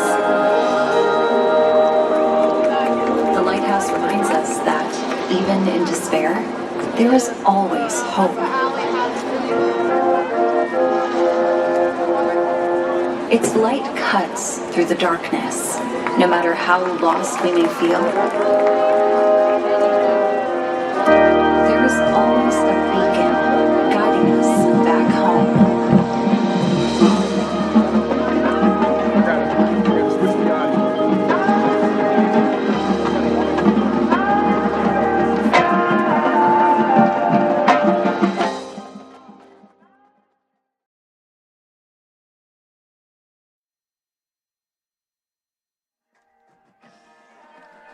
Welcome back, everybody. It's halftime here at Liberty High School. The Patriots up 20-13, and we have not had a halftime guest yet this year. We've just featured the marching bands, but for tonight we kind of went outside of the rules, and we brought in a very special guest for a very special reason. He's very busy doing a lot of things that we're centrically focused on. I teased it a little bit. Tom Myers, the Frontier, the Titan Tom, the voice of the Frontier Athletics, but he's just become his own media machine now at Bakersfield College. I call him the voice of Panorama, the voice of Memorial Stadium. Last night you hosted the Bakersfield College Athletics Hall of Fame. You've covered this football team, all the sports for Frontier for a long time. Tom, your thoughts on the first quarter, first of all? Well, the first thing right out the gate, and funny thing is I was watching the game on my way across town on my phone. Got it. So I had kind of the first quarter stuff, and it seemed like Gavin Parham was just having his way. And the problem with the Titan defense is they didn't really know how to spy him. They were trying to spy him, but I don't think they did an effective job of doing that until they got into the second quarter, and they finally got that figured out. And also, you look at that Frontier offense. Never nervous. Take your time. Plod along. That defense for Frontier was out there the entire first quarter, so they flipped the switch and the script, and they were able to kind of stay off the field for a while. Started to see more of that even-keeled Frontier offense. Well, and honestly, what Frontier's really done well so far this year is run the ball. And Talon Mather he's super shifty and super quick. He's really able to kind of find the spot and make the way through the hole. He's found a really good rhythm behind that offensive line this year, a very large offensive line for Frontier. And I'll tell you what, I think that the problem early on with Frontier was trying to go to the pass a little too heavily without setting up the run. And once that run got set up, it seemed like Kobe Watson kind of had his way. And Kobe Watson, a couple of those from Brady Campbell dumped over the top, fighting for the ball and getting flags thrown on both of those. Kobe's going to win that battle every time against that defensive back. The voice of Tom Myers. There's only one voice like that. Tomorrow, Bakersfield College homecoming. If they just can take care of the football, those Renegades can take care of the football and really value that prize jewel, I think they come away with a win. Yeah, I had a nice conversation with Ian Jernigan on the broadcast on the morning show yesterday, and I kind of teased him a little bit before we went on the show about securing that ball. He's had a couple of fumbles this year, but I think the Renegades, what they're really going to have an issue with tomorrow is Cerritos College is a very run-heavy defensive type of team. In fact, they're the number 3 ranked run defense in the entire state right now. So what they have problems with, though, they're a little further down the line, they're still ranked in the top 17. They're 17th in the state against pass defense, but the Renegades are really going to have to go over the top and find their receivers downfield in order to make this a game. I think that Cerritos is going to shut down the run tomorrow against the Renegades. We're going to have to find a way to balance that, pull everybody into the box, and go over the top. Last night, the 5th annual Bakersfield College Athletics Hall of Fame mass hair ceremonies. Just a fantastic job, Tom. Loved every minute of it. And you're having all these 1978 basketball state championship team. You had, the pride and joy of kind of Bakersfield football, which is Rick Van Horn, Jan Stubbe in memoriam. Jan Stubbe also had Tyrone Crawford, and we had a great baseball player as well, and you had a chance to kind of sit and talk to everybody. Nothing like that Renegade vibe, is there, that family? And that's kind of the whole reason why it's the dream. Yeah. Honestly, I go back 16 years now since I started with Frontier, but honestly, and I've told you this before, you're my mentor, and I got my broadcasting career and all of my PA stuff, like all of my MC stuff I've got from you. Well, and I emulate one of the greats. And you know what? You're going to be in that Hall of Fame sooner than later because I'm putting something in. I wasn't and fishing I'll tell you around. what, I wasn't fishing. I know you're not fishing, but it's deservedly deservedly so because honestly, what we really look at is what do we really want to do with the sports community here? And one is, we love highlighting the greatness of high school athletes and being up at BC and getting to do that and see some of those guys transcend to Bakersfield College and get to be part of that whole community is just a fantastic experience. And if you guys haven't experienced, people haven't experienced Bakersfield College, come tomorrow. Oh, it's going to be You'll a blast. see a community of people that believe in old-time Bakersfield. This is the community we are. That's what I'm looking forward to about tomorrow. All right. You followed this Frontier team in all their sports. You were, eyes on everything last year and the voice of the Titans as they made that state championship run. What do you think went on in that locker room right now before the third quarter? I think in the locker room, I think they went in there kind of high on their horse. They're going, yeah, we're back in this game because we can compete, and we may have found the proverbial glue that's going to make us successful in this second half. Frontier has been a second-half team so far this year. In most cases, and they come out and they kind of run a little bit, and they've lost in a couple of those. Same thing happened up at Clovis North. They were really behind in that first half. Then they went and made adjustments at the halftime and came back out and nearly pulled that one off.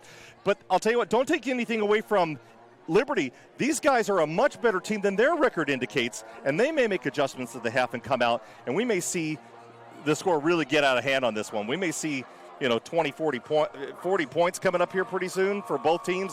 It's going to be a tough one at the end. Before I let you go, tomorrow, 1:30, you and I host a really cool, fun show, and we're looking forward to that. We're going to have Colby Lewis on there, Tyrone Crawford. We're going to have Rick Van Horn, some Hall of Famers. We're going to have a field goal kicking contest, a passing contest. But before I let you go. You forgot Jenny Lewis is going to be on the Jenny show Lewis with us, as well. So before I go any further, Yeah. before I get out of here, I didn't just bring you up here as a friend. What's up with the swag and the gear? Is that a BC hat? This is a BC. No, it's not a BC hat. This is just a red Nike hat that my wife bought me, and it happened to match really good. Seth Dameron's got the really nice hat. I'm up here with a Dameron, a Cornford, and the voice of Memorial Stadium. I got no swag, man, none. This is your last time up here. Wait, you're wearing an In the Huddle shirt. That's swag. You don't have that, do you? Yeah. Hey, Kern County, that's Tom Myers, and boy, is he a beloved figure at the high school level, at the community college level, and you're going to hear him tomorrow at Memorial Stadium. Can't wait to see it. Thanks for coming up and saying hi, buddy. I'll see you tomorrow. Appreciate Absolutely. it. Tom Myers took some time to come over and shoot the breeze with Paul Dameron. Oh, you're not here. Oh, sorry, you're not here. Sorry, Paul's not here. Sorry, Mrs. Dameron. Julian and Tom hugging like they haven't seen each other in 2 hours. Thanks, buddy. See you tomorrow, huh? Okay, Rich, a lot of pleasantries, a lot of niceties, a lot of hugs and this and that, but really what I want to know is your thoughts on the first half. Well, it was the best of times. It was the worst of times. The tale of two quarters. The first quarter completely dominated by Liberty. Frontier did not have a first down, did not look like they knew how to get a first down. And then the second quarter comes around, and Liberty scored the first 7 seconds of that quarter, and then it was all Frontier. Frontier imposed their will offensively, mainly through the ground, but also throwing some fade routes there to Kobe Watson. But yeah, it's anybody's ball game here. Obviously, I think Frontier starts with the ball, so I'm anxious to see if they get back to that ground game and if Liberty can make an adjustment to slow that thing down. Our officials for this evening: the referee is Randy Blay, the umpire Jason DeLeon, the head linesman is Alan Smith, the line judge Jesse Esparza, and the back judge Mike Nachor. Great job first half, fellas. Got a little squirrely here in this last 30 seconds, only because everybody was squirrely. They were Both teams trying to figure out what they were going to do. Coaches calling timeouts, referees moving the chains. The chains got caught up in something, so I didn't want to introduce those guys with that because they've done a great job. But crazy times here at the end of the second quarter. Here we go, third quarter. A lot to look for in this third quarter. We want to thank Liberty High School for hosting us tonight. Special thanks to Stan Green and the Kern High School District Superintendents and our sponsors at Valley Strong Credit Union. Thank you so much, Liberty High School, and we're going to thank the administration right after this kickoff. And Jules Strazinga has been an integral part of this game with his ability to put the ball in the end zone consistently on kickoff. Frontier on the receiving end of it. Can he boot it as far as he needs? He does. Long gone. The Liberty administration, as we were just speaking of, the principal, the great one, Leandra Slayton, the AP of Instruction, Josh Williams, the AP of Administration, Ron Priest, the two Dean of Student Behavior and Supports, Michelle Brackett and Valerie Black, saw Valerie tonight coming in, the Athletics Director, our good friend, Mark Erickson, and the Activities Director, the one and only, Brooke Slayton. Boy, she set a bar awfully high. Thank you, Liberty High School. Okay. They coming out throwing or running, Coach? I think they're going to come out running. It worked really well for them in that second quarter. They added a fullback to the mix, and he's in there right now. Okay, that's number 57. Number 17, Brady Campbell in at quarterback. Devin Clark. Number 4, Talon Mather in the back. 6 foot 250. Campbell, they start on the ground. Mather, your ball carrier. And Mather chews up about 3 or 4. So to your point, let's kind of see what they can kind of get instigated on the ground before anything else. Yeah, and I know they were tempted to put an eligible number on Devin Clark there. 57, you can't throw a pass to him out in the flats because of that number. But once they put him in here consistently, that's when the tide really changed and they started moving the football. 2nd and 6.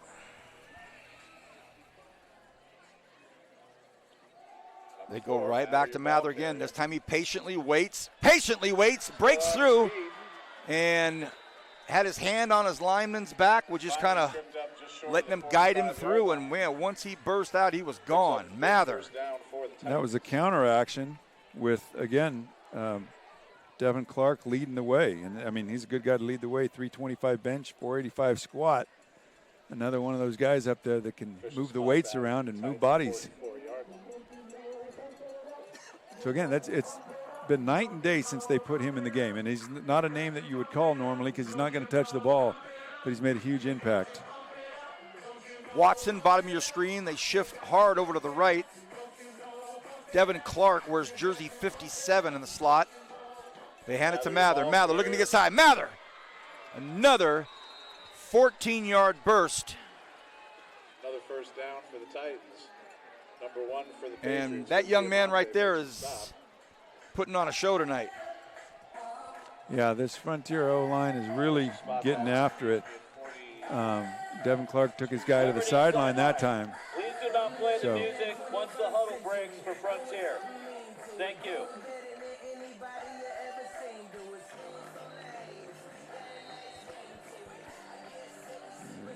Liberty sideline, turn the music off. Yeah, somebody didn't get the memo down there and going to give them a 15-yard flag if they're not careful. I don't have to say anything. You guys heard it through the PA. Turn the music off. Mather trying to keep the music going on the ground. They just go right back to him. The music cannot be played once the huddle breaks. They must have changed personnel there at halftime because whoever went on the DJ show didn't know the rules.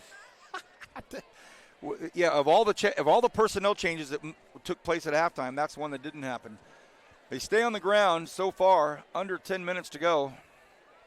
Campbell barking out orders. Liberty safety's playing much tighter into the box now.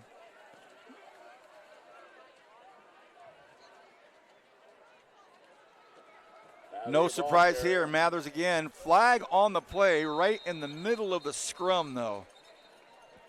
Whistles blow, flags fly. And that's usually going to be a hold. And you wonder, again, you see those Liberty safeties creeping up to be, make a 9-man box there, but that leaves your corners exposed. But that being said, you got really good corners against really good receivers.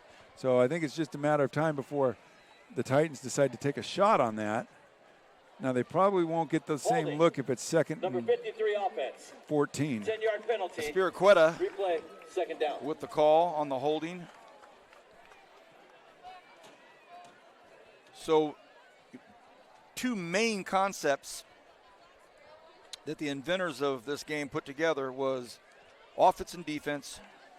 And the offensive coordinators right now for Liberty are grinding about when they get the football back, what are they going to do? Defensive coordinators right now trying to say, look, we have got to stop this Mather train, but not get burned deep. 2nd and 15. You got the same defensive look. You got a one-on-one down here at the bottom. Malcolm Watkins versus Bryce Hansen. They're bringing it. They come at Campbell. It's picked up well. This is thrown a little bit too far, so they came at Campbell pretty heavy. He got rid of it, and no chance for Watkins to get that. A nice matchup, as you mentioned, Coach. Good matchup there with Bryce Hansen and Malcolm Watkins right here at the bottom of your screen. What Hansen did real well there was he threw the timing of that route off right from the very beginning. Again, if Campbell had 3 or 4 seconds to throw the ball, it would have been a problem. But when you're sending that kind of pressure, he's got to get rid of it in less than 2 seconds. And he wasn't able to make an accurate throw again because the timing was thrown off by Bryce Hansen there. Okay, at a corner. big 3rd and 15 here. Big 3rd and 15. Campbell's got the arm for the ages. But he's also got Mather back there. Mather could pick up 14 yards. Campbell drops back, looks left, waiting, pointing, waiting, fires across the middle, almost picked off. Campbell was giving orders with his left hand, pointing receivers to where he wanted it to go. Sidearm across his body in the middle of the field. And Coach Bandy and his staff are going to pull out the punt team. Great job. Yeah, great job. That hold, pushing back behind the chains. And again, we've seen in long yardage situations, Liberty is content to not worry about putting pressure on him. Just keep him somewhat contained and drop 8 guys into coverage, and they've been doing a good job covering them with that. Number 3, Brandon Thrasher back to receive. Okay, so Thrasher back at his 9-yard line. Here's the punt. Let's see what happens, and look out! Oh my goodness, you could see a tragedy starting to unfold there. That ball took a wild bounce. He didn't call for the fair catch, so in his mind he was thinking, if I get something hot, I'm out of here. Man, that thing was coming. Woo, short-hopped him. Short-hopped him, funkified. Well, good stop by the Liberty defense after an initial good start to that drive by Frontier. When you talk field position, Liberty had great field position every drive of that first quarter when they were so successful. Now that Frontier's flipped the script, they got to be a little bit more conservative maybe here, working inside their own 10-yard line. Haven't seen that Liberty offense that we saw in the first quarter since. So Parham's going to have to put something together here to get out of trouble back here. They try to go on the ground. They do. Nice. Good start to this drive right there. And who is it? Witten. And that's where Liberty's been the most successful, is leaning on their big offensive line to get a push up there and attacking inside the tackles. So can Coach Bolin and his staff put together a plan here to stay on the field as long as possible, move this ball, kind of go into their bag of tricks if they need to, but the bottom line is wear down this Titan defense if they can. Whistles blow before anything, as we see. Must be an equipment thing. The orange sherbet half moon coming up over Ridgecrest. Peeking in on the valley. 2nd and 5. Looking for a hole, goes to the outside. It's a speed contest now, and knocked out of bounds at about the 22, 23-yard line.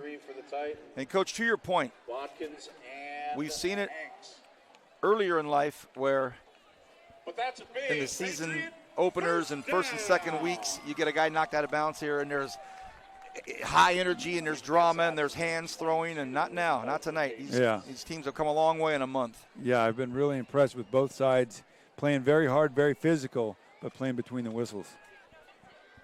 Picked up the first down. Parham's got 2 backs behind him, 1 on each hip.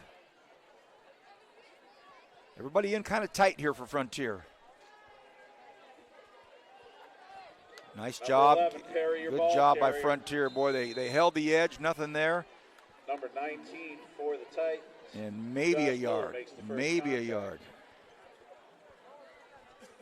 Yeah, this is going to be a battle every single snap Picks up a yard up on there, the and then play. the Second chess and match 10 for the begins. Is Patriots. when does Liberty open it up and take some shots? You know, we saw him do some good play action earlier when they were in some short yardage situations, but they missed open receivers.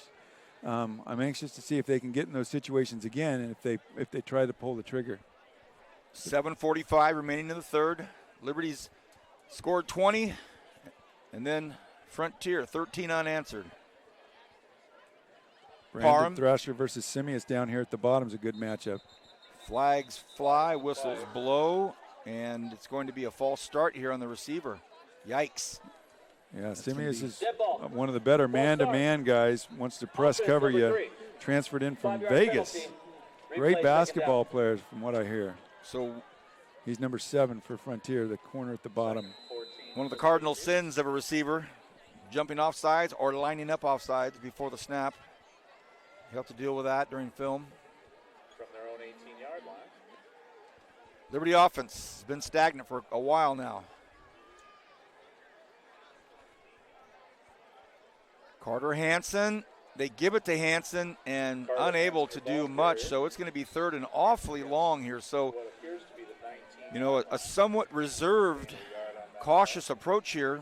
Well, Cannon Machado blitzed there. He's number 0. He's the leading tackler for the Titans, just a sophomore. Inside linebacker, 49 tackles, a couple sacks, but he screwed up that whole play with his penetration there. And now Liberty's in a situation they do not like to be in, what nobody likes to be in, but third and long against this defense. Now, again, Frontier doesn't get a ton of pressure typically, so let's see if they'll probably drop and play coverage and just be content with spying Parham. And that's what they're going to have to do. Parham's going to be hungry to run. He's going to step out. Yep, is what he does. Look out. Parham's going to go down. They get him at the 5. Oh, goodness. All right, right as they say, they don't get much pressure. They get a lot of pressure right in there. I think a missed assignment there because 78 came running right in there, big old Nathaniel Neal, without anybody blocking him. Yeah, Parham's jogging off the field, having a quick word with one of his linemen, just saying, hey, I think that was you, but let's not worry about it. He gave him 5 and said, let's get back in it. But, boy, just the worst case scenario, they went all the way down to they got up to the 22-yard line on a 1st and 10. And now they're punters in the back of the end zone, and Watkins is standing inside the 40. Ay, ay, ay. Watkins back to receive it. Almost got it, and they hit him. Flag. They roughed the punter. So all of this is a moot point. Nice job bringing him down. Big tackle at the end, but they roughed the punter. Great stop by the Patriots special teams. Can't remember if high school has a 5-yard and a 15-yarder or if it's all automatic first down. So Wow. That's going to be a big call by the white hat on what he So deems that. Strazinha went down. He got hit, and they've all been trained to react accordingly, but here comes the offense back on the field. So how about that for a break?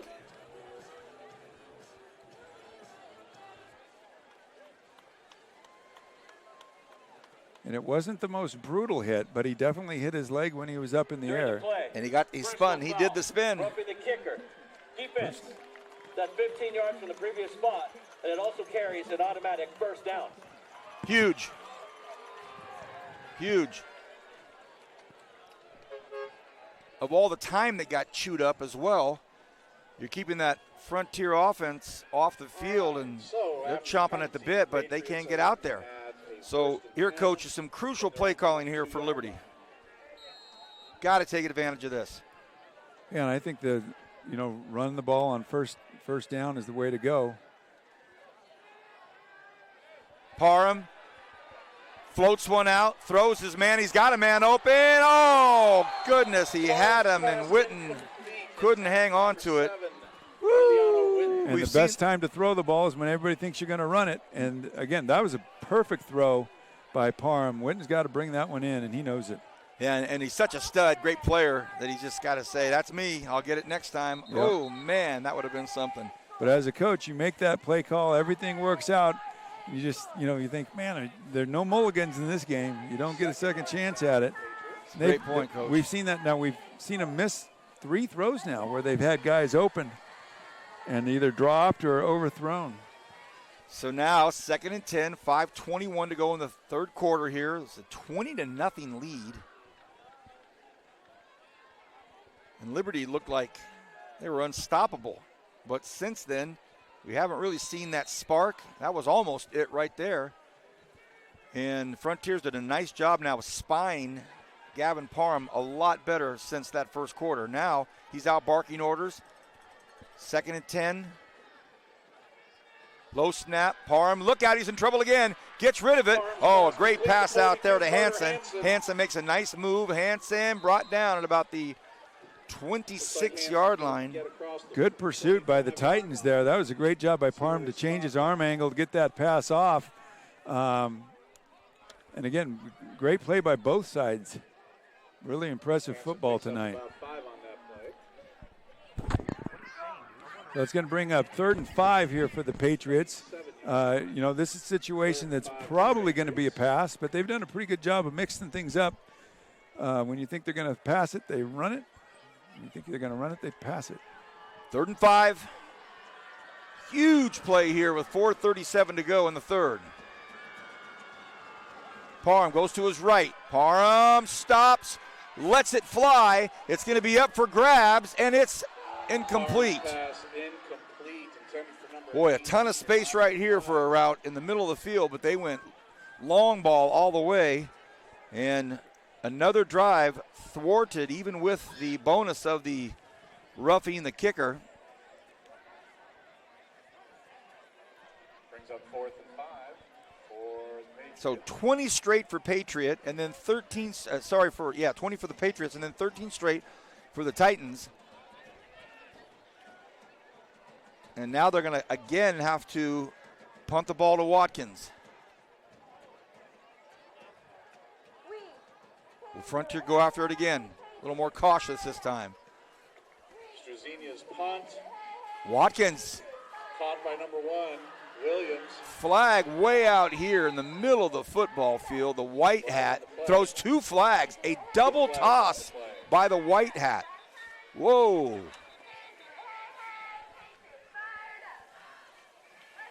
So he emptied his pockets right in the middle of the football field at the 30-yard line, way away from the ball. It was completely other side of the football field, so we'll see what that call is.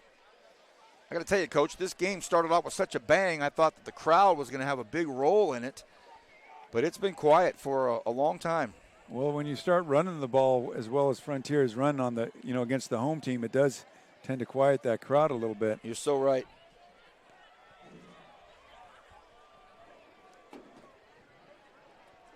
So this, not quite sure what this foul is or who they're calling it on.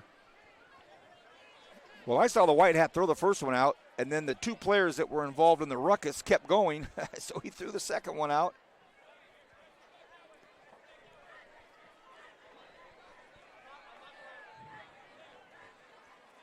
Riker Essman coming over to have a word with his head coach. And the officials talk it out at the 45-yard line. Like we said, they've done a good job of keeping these teams in line so far, and I think been very consistent as far as that goes.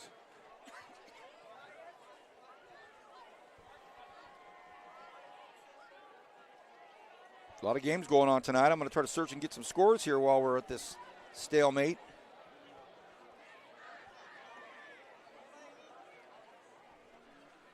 Man, a long discussion here.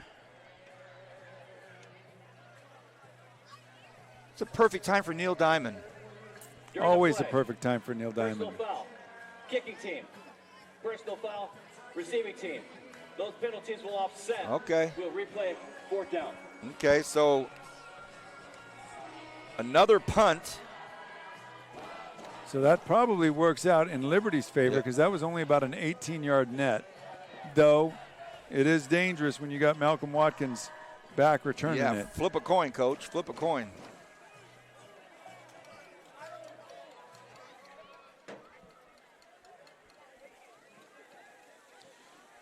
According to the Titans, they believe Watkins is the best two-way player in the Valley. Again, he's an Oregon State commit. Might say three-way player when you add his ability to return punts and kickoffs. Okay, again, no attempt at the punter or at the ball. Watkins gets it again. He's hit early, he's hit often, and they get him down. Nice job. No flags, and we move into the next drive for Frontier. Under 4 minutes. Under 4 minutes to go here in this third quarter. I'm Vance Palm with Rich Cornford and Julian Wilson. And a game that started out like gangbusters. We didn't know what to expect. Next thing you know, it's 20-0 Liberty. And we thought we were in for a barn burner of epic proportions with major significant implications, which could still happen with one more quarter to go. But there's been a big lull in the game with regards to any major exciting plays. But Frontier wants that. They want to slow this thing down, grind it out. And we're going to probably see that again here with Frontier breaking out of the huddle. And looks like, is this a Wildcat, Coach?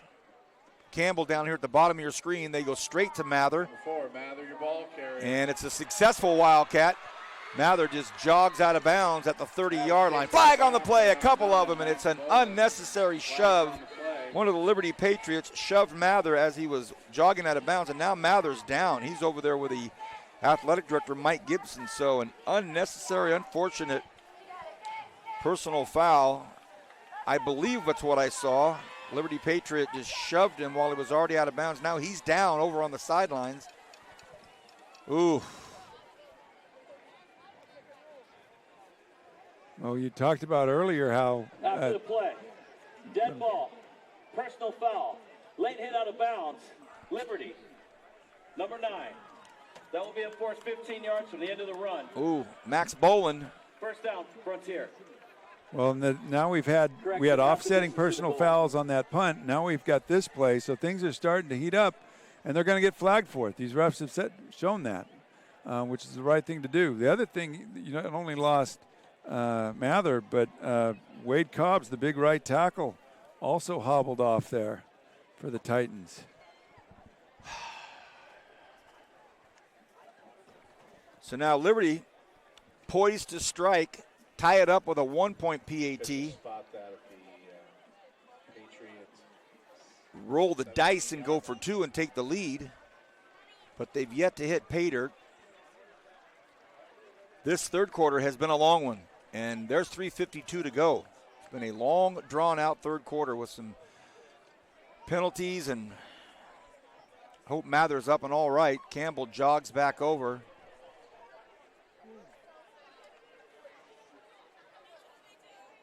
Hopefully they're stretching him over there, which would be a good sign that it may be a cramp. Okay, 1st and 10.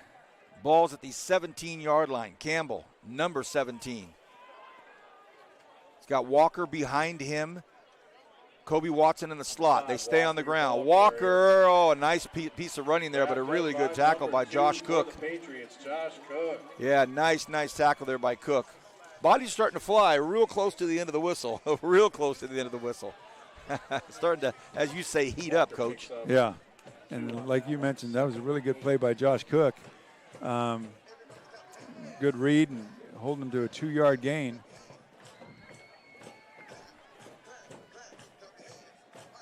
These are where the yards start getting a little tougher here with the constricted, but this is where also Frontier loves running fade routes to Watson.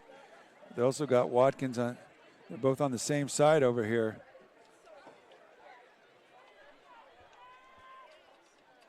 Number 5, Walker again carries it for another 2 or 3 yards. It'll be about 3rd and 5 there. Under 3 minutes to go here. So one of the things that losing their tackle, Wade Cobbs, did is it pushed Devin Clark, who's been playing fullback, back to the offensive line. And we saw how effective he was as a fullback. So you've kind of taken one of Frontier's pieces that was working real well for him out of the game right now. 2.5 and counting. 3rd and 6, they say. Ball's on the Liberty 13-yard line. Again, it's Walker on the left hip of Campbell. Will they go back to him again? They got safety playing over the top on Watkins at the top, on Watson at the top. Now Walker goes directly behind Campbell. They give it to him. Walker cuts back up. A nice cut. Does not get the first down. So it's going to be 4th and, a long 2, maybe 4th and 3. Well, now this is where you want your home crowd to get involved here and get a little bit loud, get on their feet. Yeah, you're so right, Coach. Short yardage situation in a tight ball game. Boy, this is a big one here. Both coaches saving all their timeouts for the 4th quarter, of course. And this clock continues to tick here.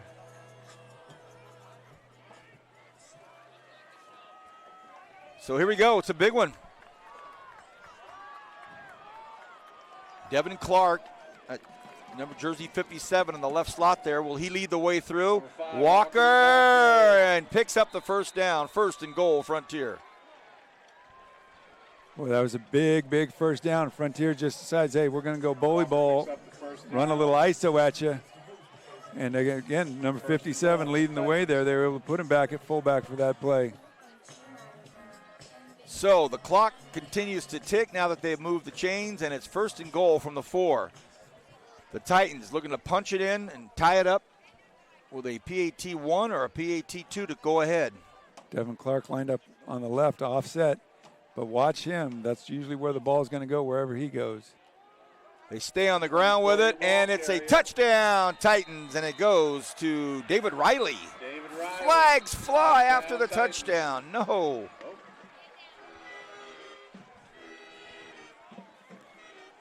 Yeah, both teams, their composure's a little off here in the second half. Now, if this is on Liberty, that's going to allow Frontier to kick off from the Liberty 45, and last time they did that, they put it in the end zone.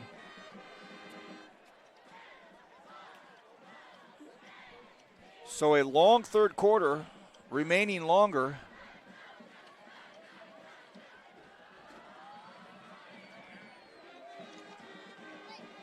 So one of the officials coming over to talk to Coach Bolin.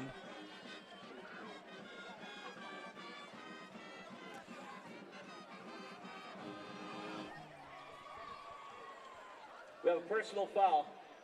Frontier. That will be enforced on the try. The touchdown stands. Okay, so they'll move it back for the PAT. Interesting because let's tie it up. Yeah, it keeps it makes this a much tougher PAT here. It's going to be a 35-yard kick. So Braden Boozer obviously has the leg. We've seen it all season. He's a sophomore, but he's got a big leg. But it ends up being a 35-yarder. But Frontier doesn't have everybody on. 2 guys running on? No, just one. Just one. Well, I think the problem is that one of their starting offensive linemen is out right now, and so the backup on special teams didn't get the memo. This is a big one here. 35-yarder for 1. It's low, and it's no good, wide left. Oh, my gosh. So the penalty on the touchdown moves them back. And we talked about it the very first touchdown of the game when the Patriots didn't get theirs. And all of a sudden, a 1-point differential. Ay, ay, ay. Well, early on when we were talking before this game even started, my number one key to victory is control your emotions. And we've seen the emotions get the better part of both sides here in the third quarter. And they better straighten that stuff out or it's going to haunt them in the fourth. And we didn't see it. We didn't see it in the first half. Right. So emotions getting a little bit more amped up here. Execution's going to be key. And now a 1-point differential, so Liberty still leads at the end of the third quarter, we think. With all 3 quarters, they've led. And Liberty's done a good job returning these wedge shots by Frontier. Let's see what happens. So it's going to be definitely returnable, taken at the 11-yard line. And Liberty looking for another good shot at field position here. They finally force him out. Nice job there. They push him out about the 36-yard line. Solid field position for the Patriots, though. And the Patriots, you know, their problem is they've kind of got in their own way. They have a difficult time making up for any penalty. So when they get a hold or an offside, you know, receiver jumps offsides, they've struggled to get back in front of the chains in those situations. So it just comes down to discipline, keep it simple, put a hat on the hat up front, and then connect on those big shots that they're taking.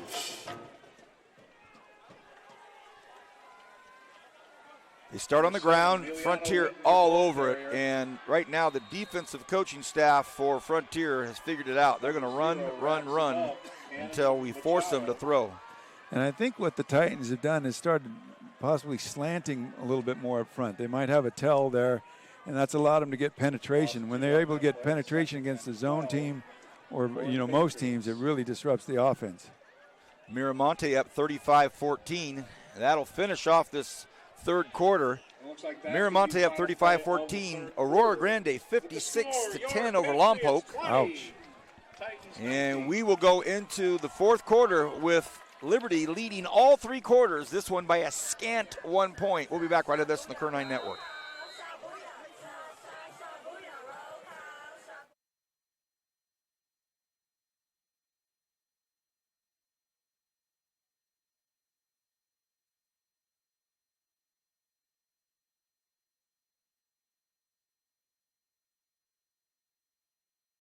Take cash, direct deposit, or check. I think a pony is a smart investment. My rate for dishes is going up with inflation. Is my weekly allowance up for a negotiation?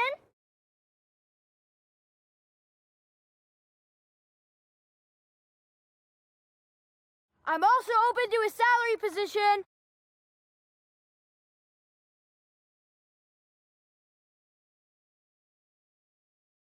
Take cash, direct deposit, or check. I think a pony is a smart investment. My rate for dishes is going up. All right, fourth quarter action here. And the pressure is on. 20-19, 2nd and 12 for the Patriots. Parham hot in the first quarter, not much after that. A quick little pitch and, almost trouble. Perry's looking to get out of here and gets out at about the 37-yard line, a gain of maybe 2. Covered a lot of ground for 2 yards. Well, good stiff arm there. Cannon Machado had him for what looked like a 3 or 4 yard loss. He was able to at least pick up something there. But, you know, Liberty struggled in these 3rd and long situations. This is where, you know, the Parham show where you expect Gavin to use his legs to buy some time.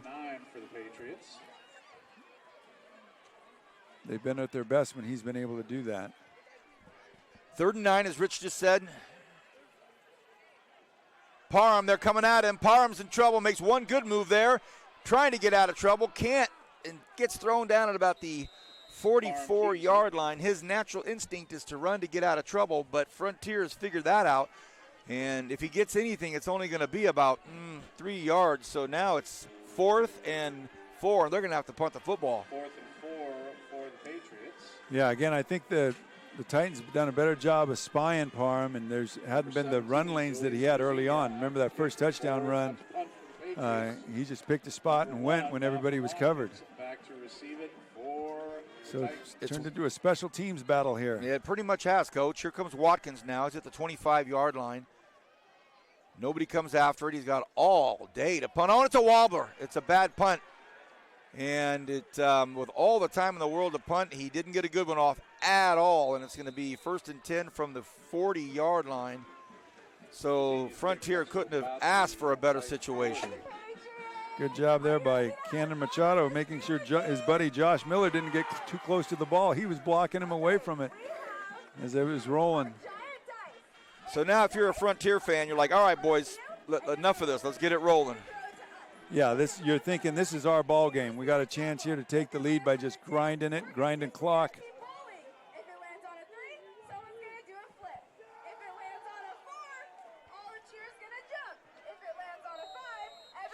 Okay.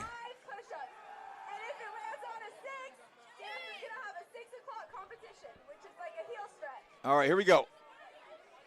Campbell stands at his own 36-yard line. He's in the shotgun, looks to throw, wants to let it go, fires one deep. It's there, and it's a beautiful touchdown pass to Malcolm Watkins. Malcolm Watkins in Frontier. Brady Campbell down at the 35-yard line. Boy, that was a heck of a good throw there. We talked about that Liberty was playing their safeties up tight, and there was man-to-man coverage, and there wasn't a whole lot of space in between the two of them, but Campbell put that ball right on the money, right in stride. As good a throw as you're going to see. He took a huge hit, and Coach Bandy asking the white hat for a little help here. That looks like they may be doing the flex stretch, but he's down after a long bomb touchdown pass to Malcolm Watkins. That was unbelievable. A spiral right on the money. Man, oh man. So, Coach, they come out of the huddle from the sidelines, and they had a plan, didn't they? Yeah, they did. And, again, the best time to throw that is on first down or some kind of a heavy rundown that you're thinking because of what Liberty had adjusted. Because Frontier was running the ball so well, Liberty had put their safeties up tighter, which opens up the field, for those one-on-one matchups. And we'd seen the Liberty corners do a really good job of throwing timing off, but that time Watkins beat him. And, again, perfect ball. And, we've seen Liberty miss 3 receivers that were more open than that. But Campbell was able to put that ball right on the money. 50 yards, Coach. It was a 50-yard bomb. With a defender in his face. So he's being helped off. He's being helped off, which is a good sign. The Frontier fans letting him hear it. And they'll have a change of quarterback possibly with 10-13 to go. But more importantly now, Coach Bandy wants to go for 2. I thought I saw the 2 fingers come up. Yeah.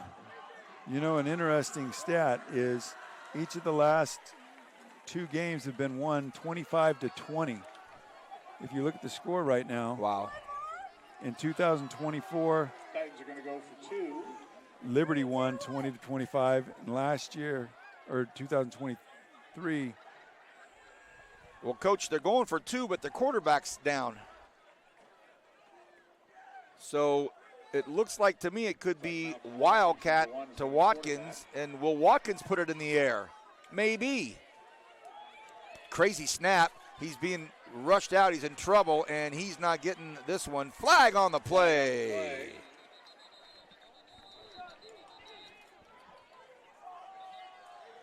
So will they have another chance? And Frontier only had 10 players out there. Oh, man. Yeah, I'm kind of wondering what's been going on with their substitutions. It's not the first time they've had the incorrect amount of players on the field. It is easier to move the ball with 11. During the play, personal foul, grasping the face mask. On Liberty. Tap the distance to the goal. Replay the try. So here comes Campbell. He's going to jog out. Looks like he's okay. That's good. So they're going to get another shot to get 2 here. So an unfortunate penalty on the 2-point conversion. And Campbell jogs out, limps out. Yeah, and I've got to think if I'm Liberty, I'm selling out to stopping the run on this thing with just 1.5 yards to go. Empty set, Coach, with a hurt quarterback. Oh, goodness. Now Coach Bandy's losing it. Threw his headsets off and turned around and started barking at somebody behind him. They didn't have the right personnel out there. So this is maybe a world record for discombobulation tonight. This game has really turned into a disjointed game with the high emotions of the first quarter over at Liberty. The stands over on this side has become completely silent. Frontier crowd, the band's playing. They're starting to figure things out like, hey, might be able to pull this out. 20 unanswered by Liberty, 25 unanswered by Frontier. So Frontier did answer. Okay, after a timeout that Coach Bandy did not want to call to attempt the second try at a 2-point conversion. That's not when you want to burn a timeout in the fourth quarter. No, but you got to get it right. Yep. Walker on the right hip of Campbell. Now they have it right. Keep your eye on the right of your screen. Kobe Watson. Will they just toss it up? Yes, they will. They toss it up, and it's incomplete, no flags. That ball thrown a little bit short. Kobe Watson. Right. Gave the defender an opportunity. Yeah. So it stays 25-20. We've seen some obscure scores tonight, but that one's a weird one. Again, the same exact score that the last 2 years this game has been 25-20. Can you imagine a defensive stop all the way through and that ends up being that? So I was giving you some scores of some other games. Tom Myers telling us that Brady Campbell and Talon Mather both have been cramping up. Yeah, and that's where it gets difficult with the substitutions. Depending on what you got, this play designed for this guy, but this guy's not there anymore, and his backup's got to come in or know that he's in. Now the Drillers are up 50-7 on the Golden Hawks. Angel Okolomawu kicks. Number 6, Robert Smith for the Patriots, takes the ball. Smith up to about the 39-yard line. Gets down. Boy, when Frontier doesn't do that wedge shot, those kind of kicks are tailor-made for good returns. They're low, you catch them on stride, and are able to bust right ahead. So Liberty's, it's been a long time since we've seen them put something together on offense, and boy, they need to do it now, big time. They looked as sharp as we've ever seen them look there that first quarter. And it's just been, a mistake here, a mistake there since then. And they haven't been able to overcome them. Here's the time with 10:06 to go in the fourth. Hit hard as he was letting go of it. And they're going to say an incomplete pass. And, he was leveled. Hammered, Parham was. So a big hit by Brandon Thomas as Parham was letting go of it. And it was a crushing blow. And Thomas came off the edge there, unblocked. And, Parham was not the starting quarterback at the start of the year for Liberty. Their starting quarterback has, after he got beat out, transferred to another school here in town. So I do not know what they've got in reserve. His starting game was with us 3 weeks ago. Yeah, when he came in and stole the show. Well, he is up, but it looks like that throwing arm is not moving around. He took a big hit right at the apex of releasing the football.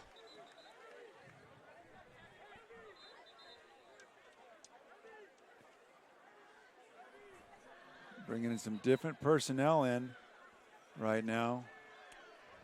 Not sure which one is the quarterback. Well, Ronan Davis is in there, but now it looks like it's going to be Emiliano Witten calling the plays, or at least handling the QB spot. I don't know if it'll be a Wildcat set. So if you're the Frontier defense now. Frontier went heavy with their defensive line. Right. 7, Emiliano Witten in a quarterback. Whistles blow, flags fly, and this game has come to a screeching halt. So this is a set that we've seen him use at the goal line before that I think they're kind of forced to go into right now. Frontier sees it and throws in a couple extra D linemen. Frontier, too many guys on the field. Well, like I said, threw in a couple extra defensive linemen. Boy, didn't take any DBs out, but threw extra D linemen in there. But I'll tell you what, Coach, this is probably like the 4th or 5th time we've seen this on Frontier with some substitution issues. You just don't see it, this caliber of a team this time of the year, but it's happening. Well, it's going to really fall on these guys up front now because they know they're running the ball. There's going to be no Number 7, Witten, your ball carrier. The whistles blow and the flags fly again. Amazing how sloppy this game has gotten after being so well played by both teams there earlier. Remains second down. But again, you're dealing with injuries and different, right? Snap count and things right now. So it goes back to the original spot, 2nd and 10. They changed out of their Wildcat personnel, but they keep Elmo Witten there.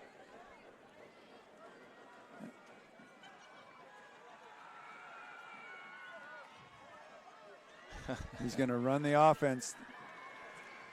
So now Witten with 2 running backs right next to him. Frontier pinning their ears back. Number 11, Dennis Perry, your ball carrier. And Perry trying to run free, but he cannot. Yeah, it looks like Perry's down. Oh, my goodness. We're going to take a break. We'll be back right after this on the Current 9 Network.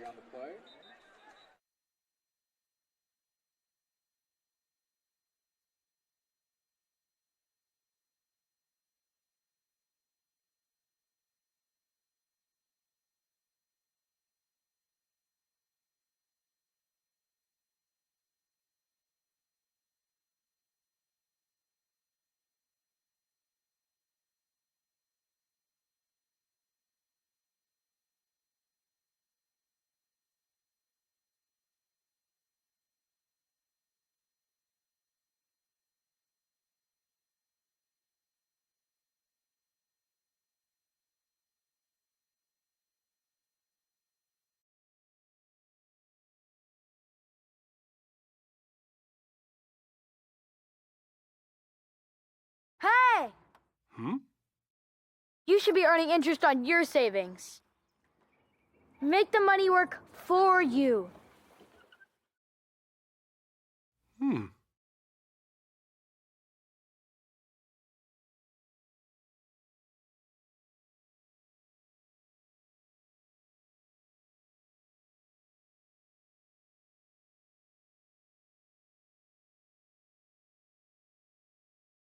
Hey! You should be earning interest on your savings. Make the money work for you.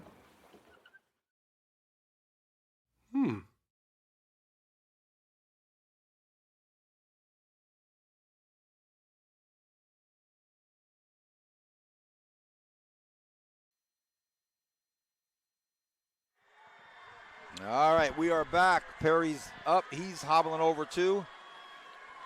We've seen a lot in this second half. Yeah, this Liberty sideline's turned into a mash unit. Yeah, it's rough. Now it's 3rd and 11.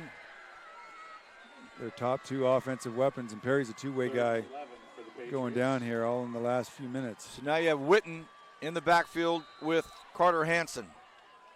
3rd and 11. Low snap. Thought about it. And a tricky little play. Oh, man, that would have been beautiful. Did he catch it? He did. Late hit on the quarterback. Late hit on the quarterback. They hammered Witten as he let go of it. Now he's banged up. And now Frontier would have been getting the ball back. Yep. But again, we talk keep your emotions in check, and you just gave him a free first down.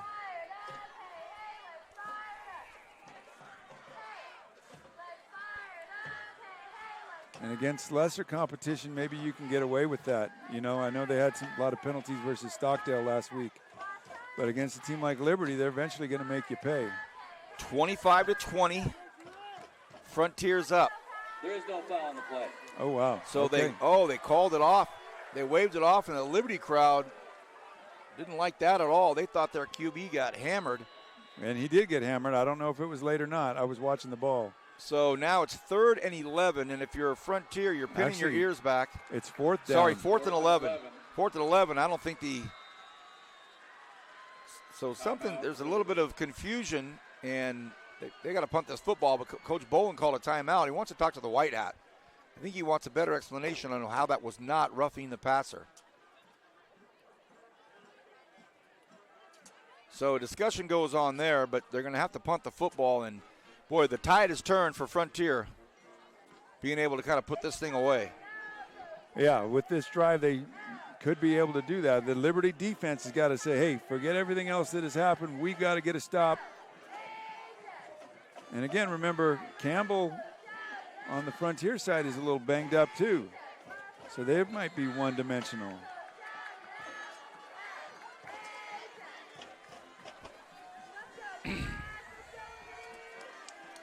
Number 17, Julian Struzinia out to punt for the Patriots. Number 1, Malcolm Watkins back to receive. Watkins at the 35. Perfect snap. Got some time to let one go here. It's low. And a great bounce. This time things work out for the Patriots. Yeah, it was a great bounce. Punt takes a Patriot bounce inside the 15. So with 9:14 remaining in the fourth, Looks like the Titans will start from with 14 yards. high odds it won't be a tie football game because of the numerology involved. 25-20 is the score. I'll go out on a limb and say 9:14 left in the game, one way or the other. So now, Coach, Liberty's got to do something big on defense here. Can't give up the big play. Last time this Frontier offense was on the field, it was a 50-yard touchdown bomb by Brady Campbell, who's back in. Thanks to Titan Tom Myers, who let us know he was cramping up a little bit. 1st and 10. They're going to go to the air, get it out. Watson doing what he does, breaking tackles and picks up a first down. So that'll be, I think it was a first. Oh, close. Maybe just shy, or did they move the chain? No, just shy. 2nd and 1. For the Titans. Yeah, and again, Liberty's in one of those tough situations where you can overplay the run, but Frontier's a balanced team. You know, they can whip you with those guys they got out wide. But I really got to think you still have to sell out to stop the run because you don't want the slow death. Boy, they gave him the first down, so they picked it up. I thought it was 2nd and 1. We all did, but they got the first. Campbell with 3 receivers out to the right side. He's going to hand the ball off to Number 5, Watkins. Walker. Adrian Walker. Little breeze starting to pick up here. Actually seeing the flag blow a little bit tonight. Wow. Huh. Walker doesn't have a ton of yards this year, 134, but he does average 5.8 a carry. So he's certainly a capable backup. But both sides' depth being challenged right now. Officially 2nd and 6. The Liberty defense has loosened up a little bit since they gave up that bomb. They've got Riley back there. They hand it off to him, and he's gobbled up. So it'll go back to a 3rd and 9. So Riley comes in place of Mather and Walker, and he gets gobbled up quickly. So as big of a 3rd down as you'll have right now for Liberty in the 4th quarter. Yeah, they really have to get off the field here. The defense has done an excellent job containing the Titans on these last 2 plays.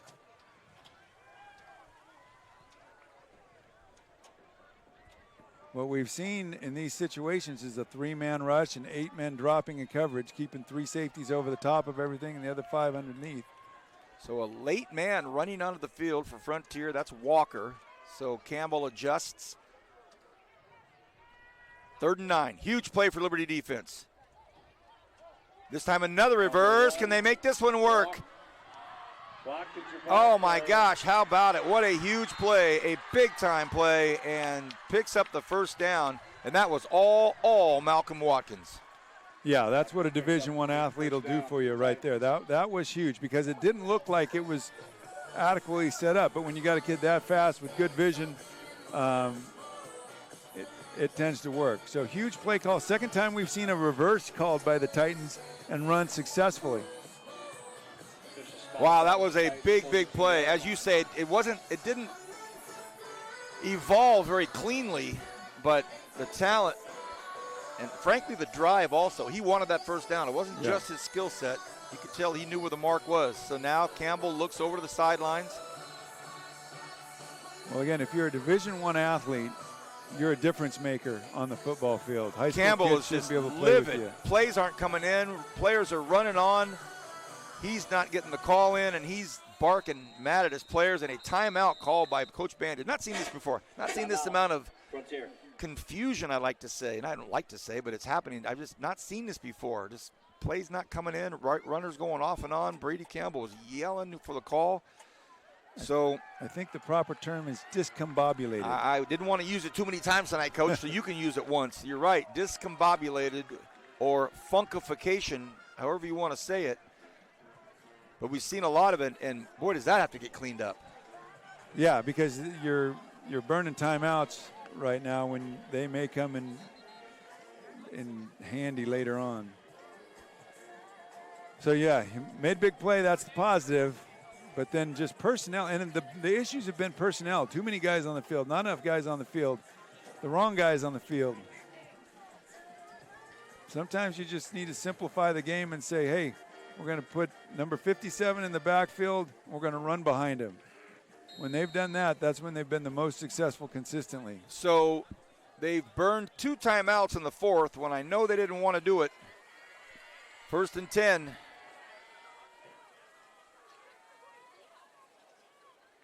Long pause until the snap.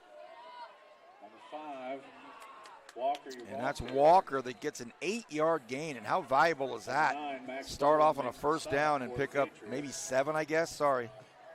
Walker picks up. Yeah, that's a very valuable play. And again, that's what Frontier would love to be able to do, and just keep grinding out first downs, 5, 6, 7 yards of play.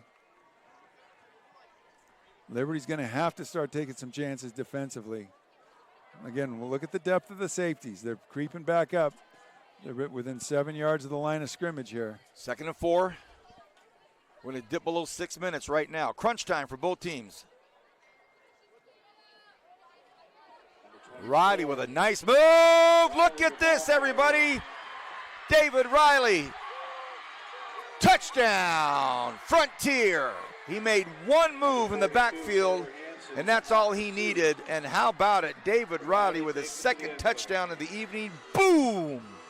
Yeah, Elmo Witten came hard off the edge, but came too far up the field. They were able to run right underneath him, and then there was nobody else there. Good job. Hey, hats off to the Frontier offensive line and big Devin Clark here, who's technically a lineman, but they've been playing him at fullback. They have taken control of this game from the 2nd quarter on and imposed their will on the Liberty Patriots. They're going for 1.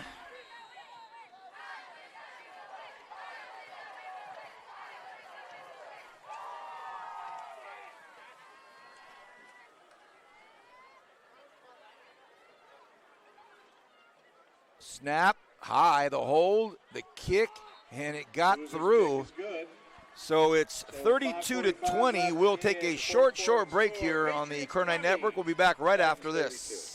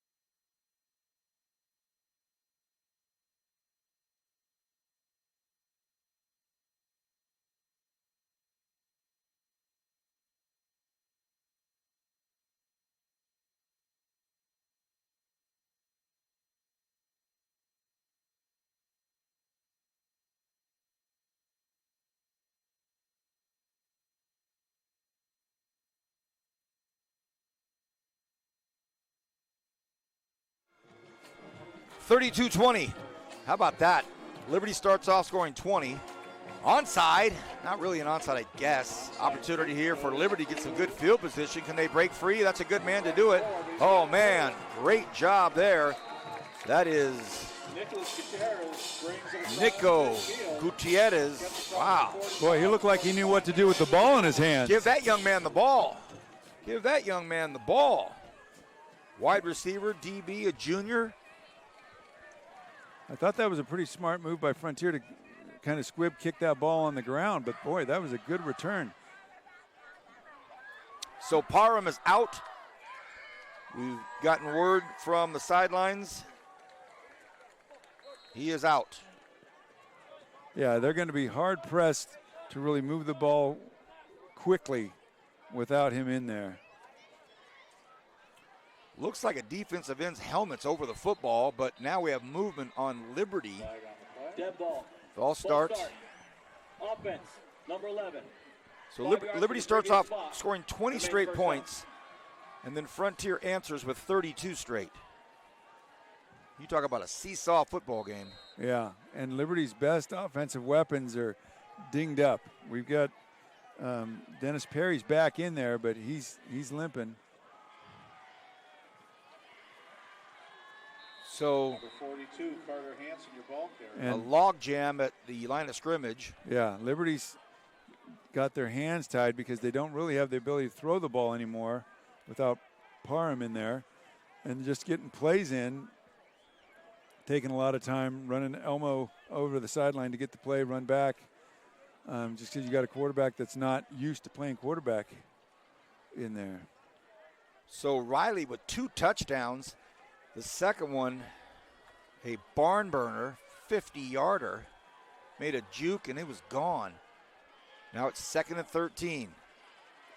No passing here. Hansen, your ball carrier. Gets around the edge. Nice play there. Good play. Wow, look out, everybody. Heads up, heads up, heads up. I don't know if he knows it, but that was friendly fire that got him. Cannon Machado. Yeah, hoping Machado's all right. First down. Just a heck of a football player. Plays sideline to sideline, leads the team in tackles. Okay, 3rd and inches. And I would have 2 down territory here for the Patriots. Short for the Patriots. A throw, and it's connected. Witten's pass complete. Lineman downfield.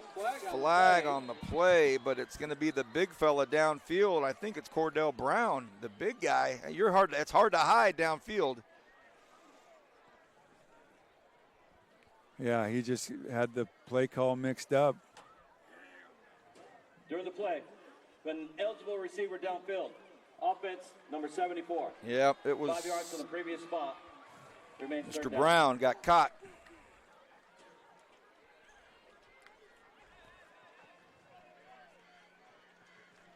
Yeah, that's going to make it 3rd and 6. Again, 4:29 to go, and it's tough. Liberty just not the ability to use all their weapons right now. A nice pass play for a first down. Just got called off, and whistle. Frontier, 3-man front. They bring 5. Oh, big hit in the backfield. Look out. They toss it.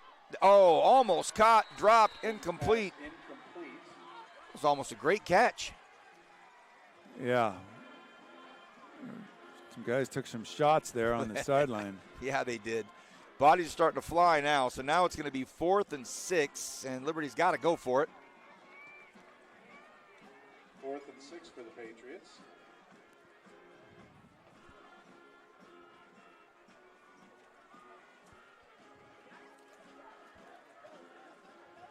Yeah, again, he's not going to be able to really throw the ball down the field, though he's shown he can hit hitch routes at about the first down distance.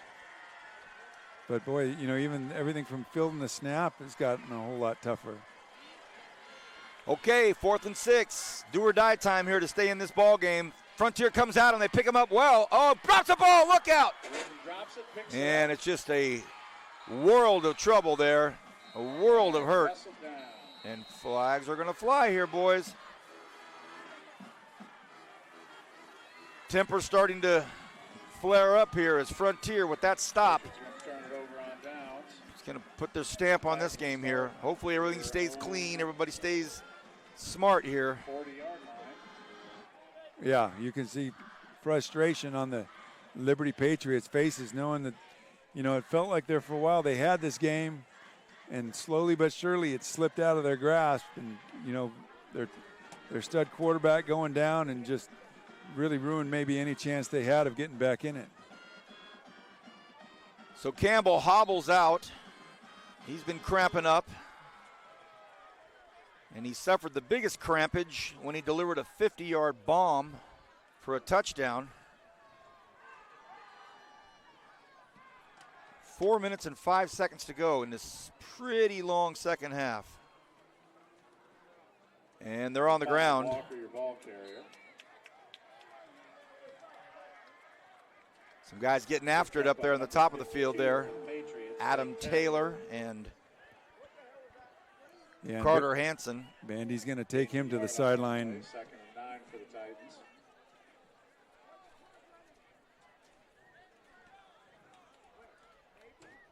Again, these teams have battled for the league title each of the last 2 years.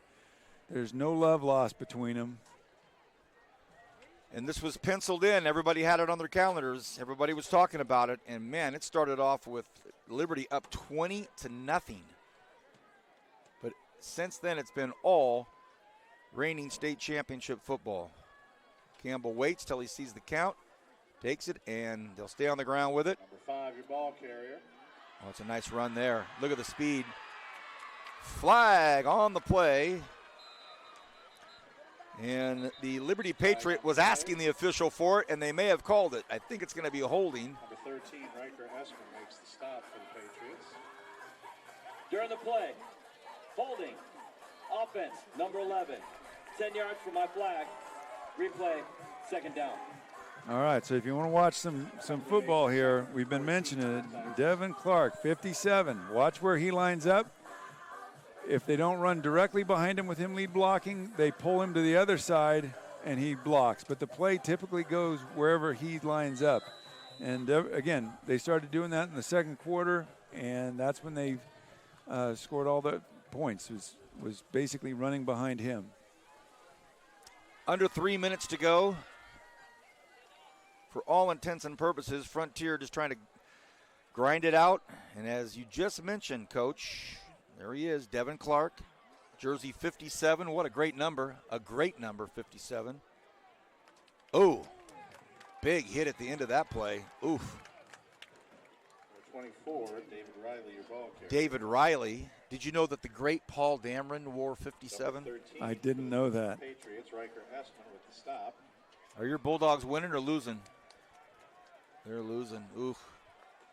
Gain of 5 on the play. 3rd All and right. 9. Liberty has 2 timeouts, down 12.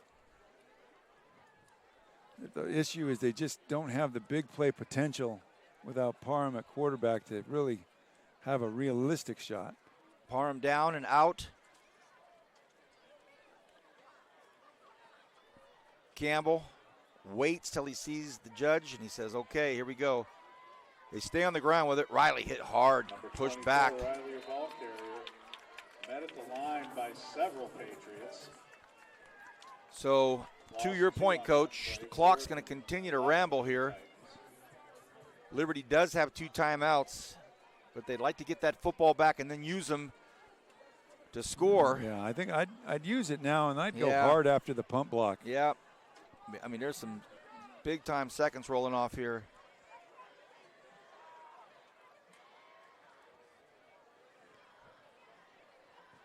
Special teams is your best chance to make something big happen. And if you're Frontier, you'll probably take a penalty, right? Yeah, you don't mind that at all. So there's some serious moments going off here, or seconds. And Coach Bandy just calls his final timeout, basically. Timeout, Frontier.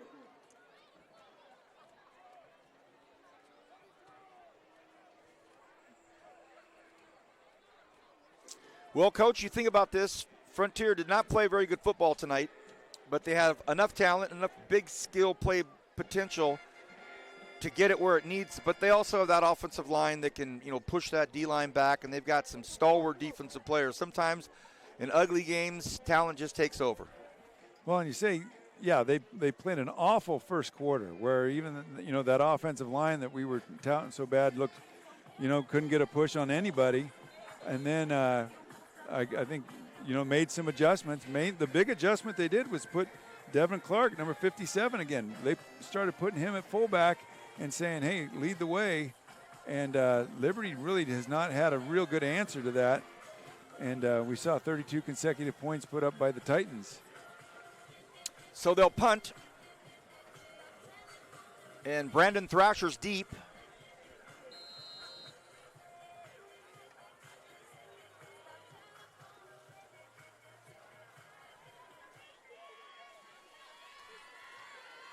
There's the snap. Setting up the return. Oh, right to him. Thrasher takes the punt. Thrasher down at the 41-yard line. So here's Liberty's last gasp, 51.3 seconds. They're down 12. They've got 2 timeouts to make something awfully special happen here. Yeah, but you're severely handicapped with the play calling that you've got just because you can't throw the ball down the field. Maybe you got a hitch and lateral, but I don't know if your backup quarterback has ever practiced something like that. But, yeah, it's going to be tough for them to get anything productive here.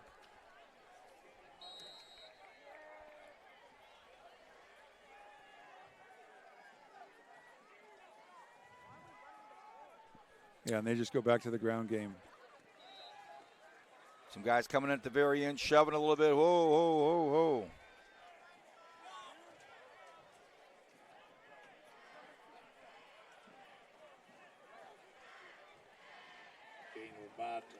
And they're just going to let the clock go, run one more play. 8 for the Patriots.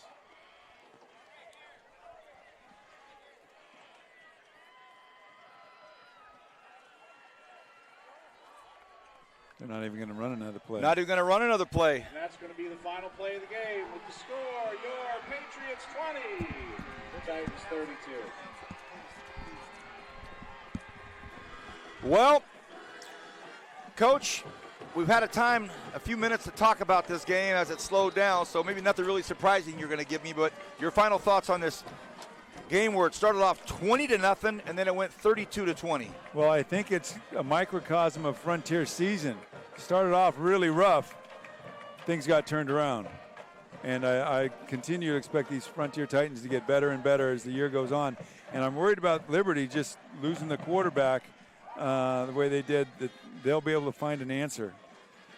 So we thank you for being with us. On behalf of Julian Wilson, Rich Cornford, I'm Vance Palm. Thank you so much for being here. Our Kern High Network Player of the Game, 2 touchdowns. Player of the game tonight for Frontier, number 24, David Riley. So how about it?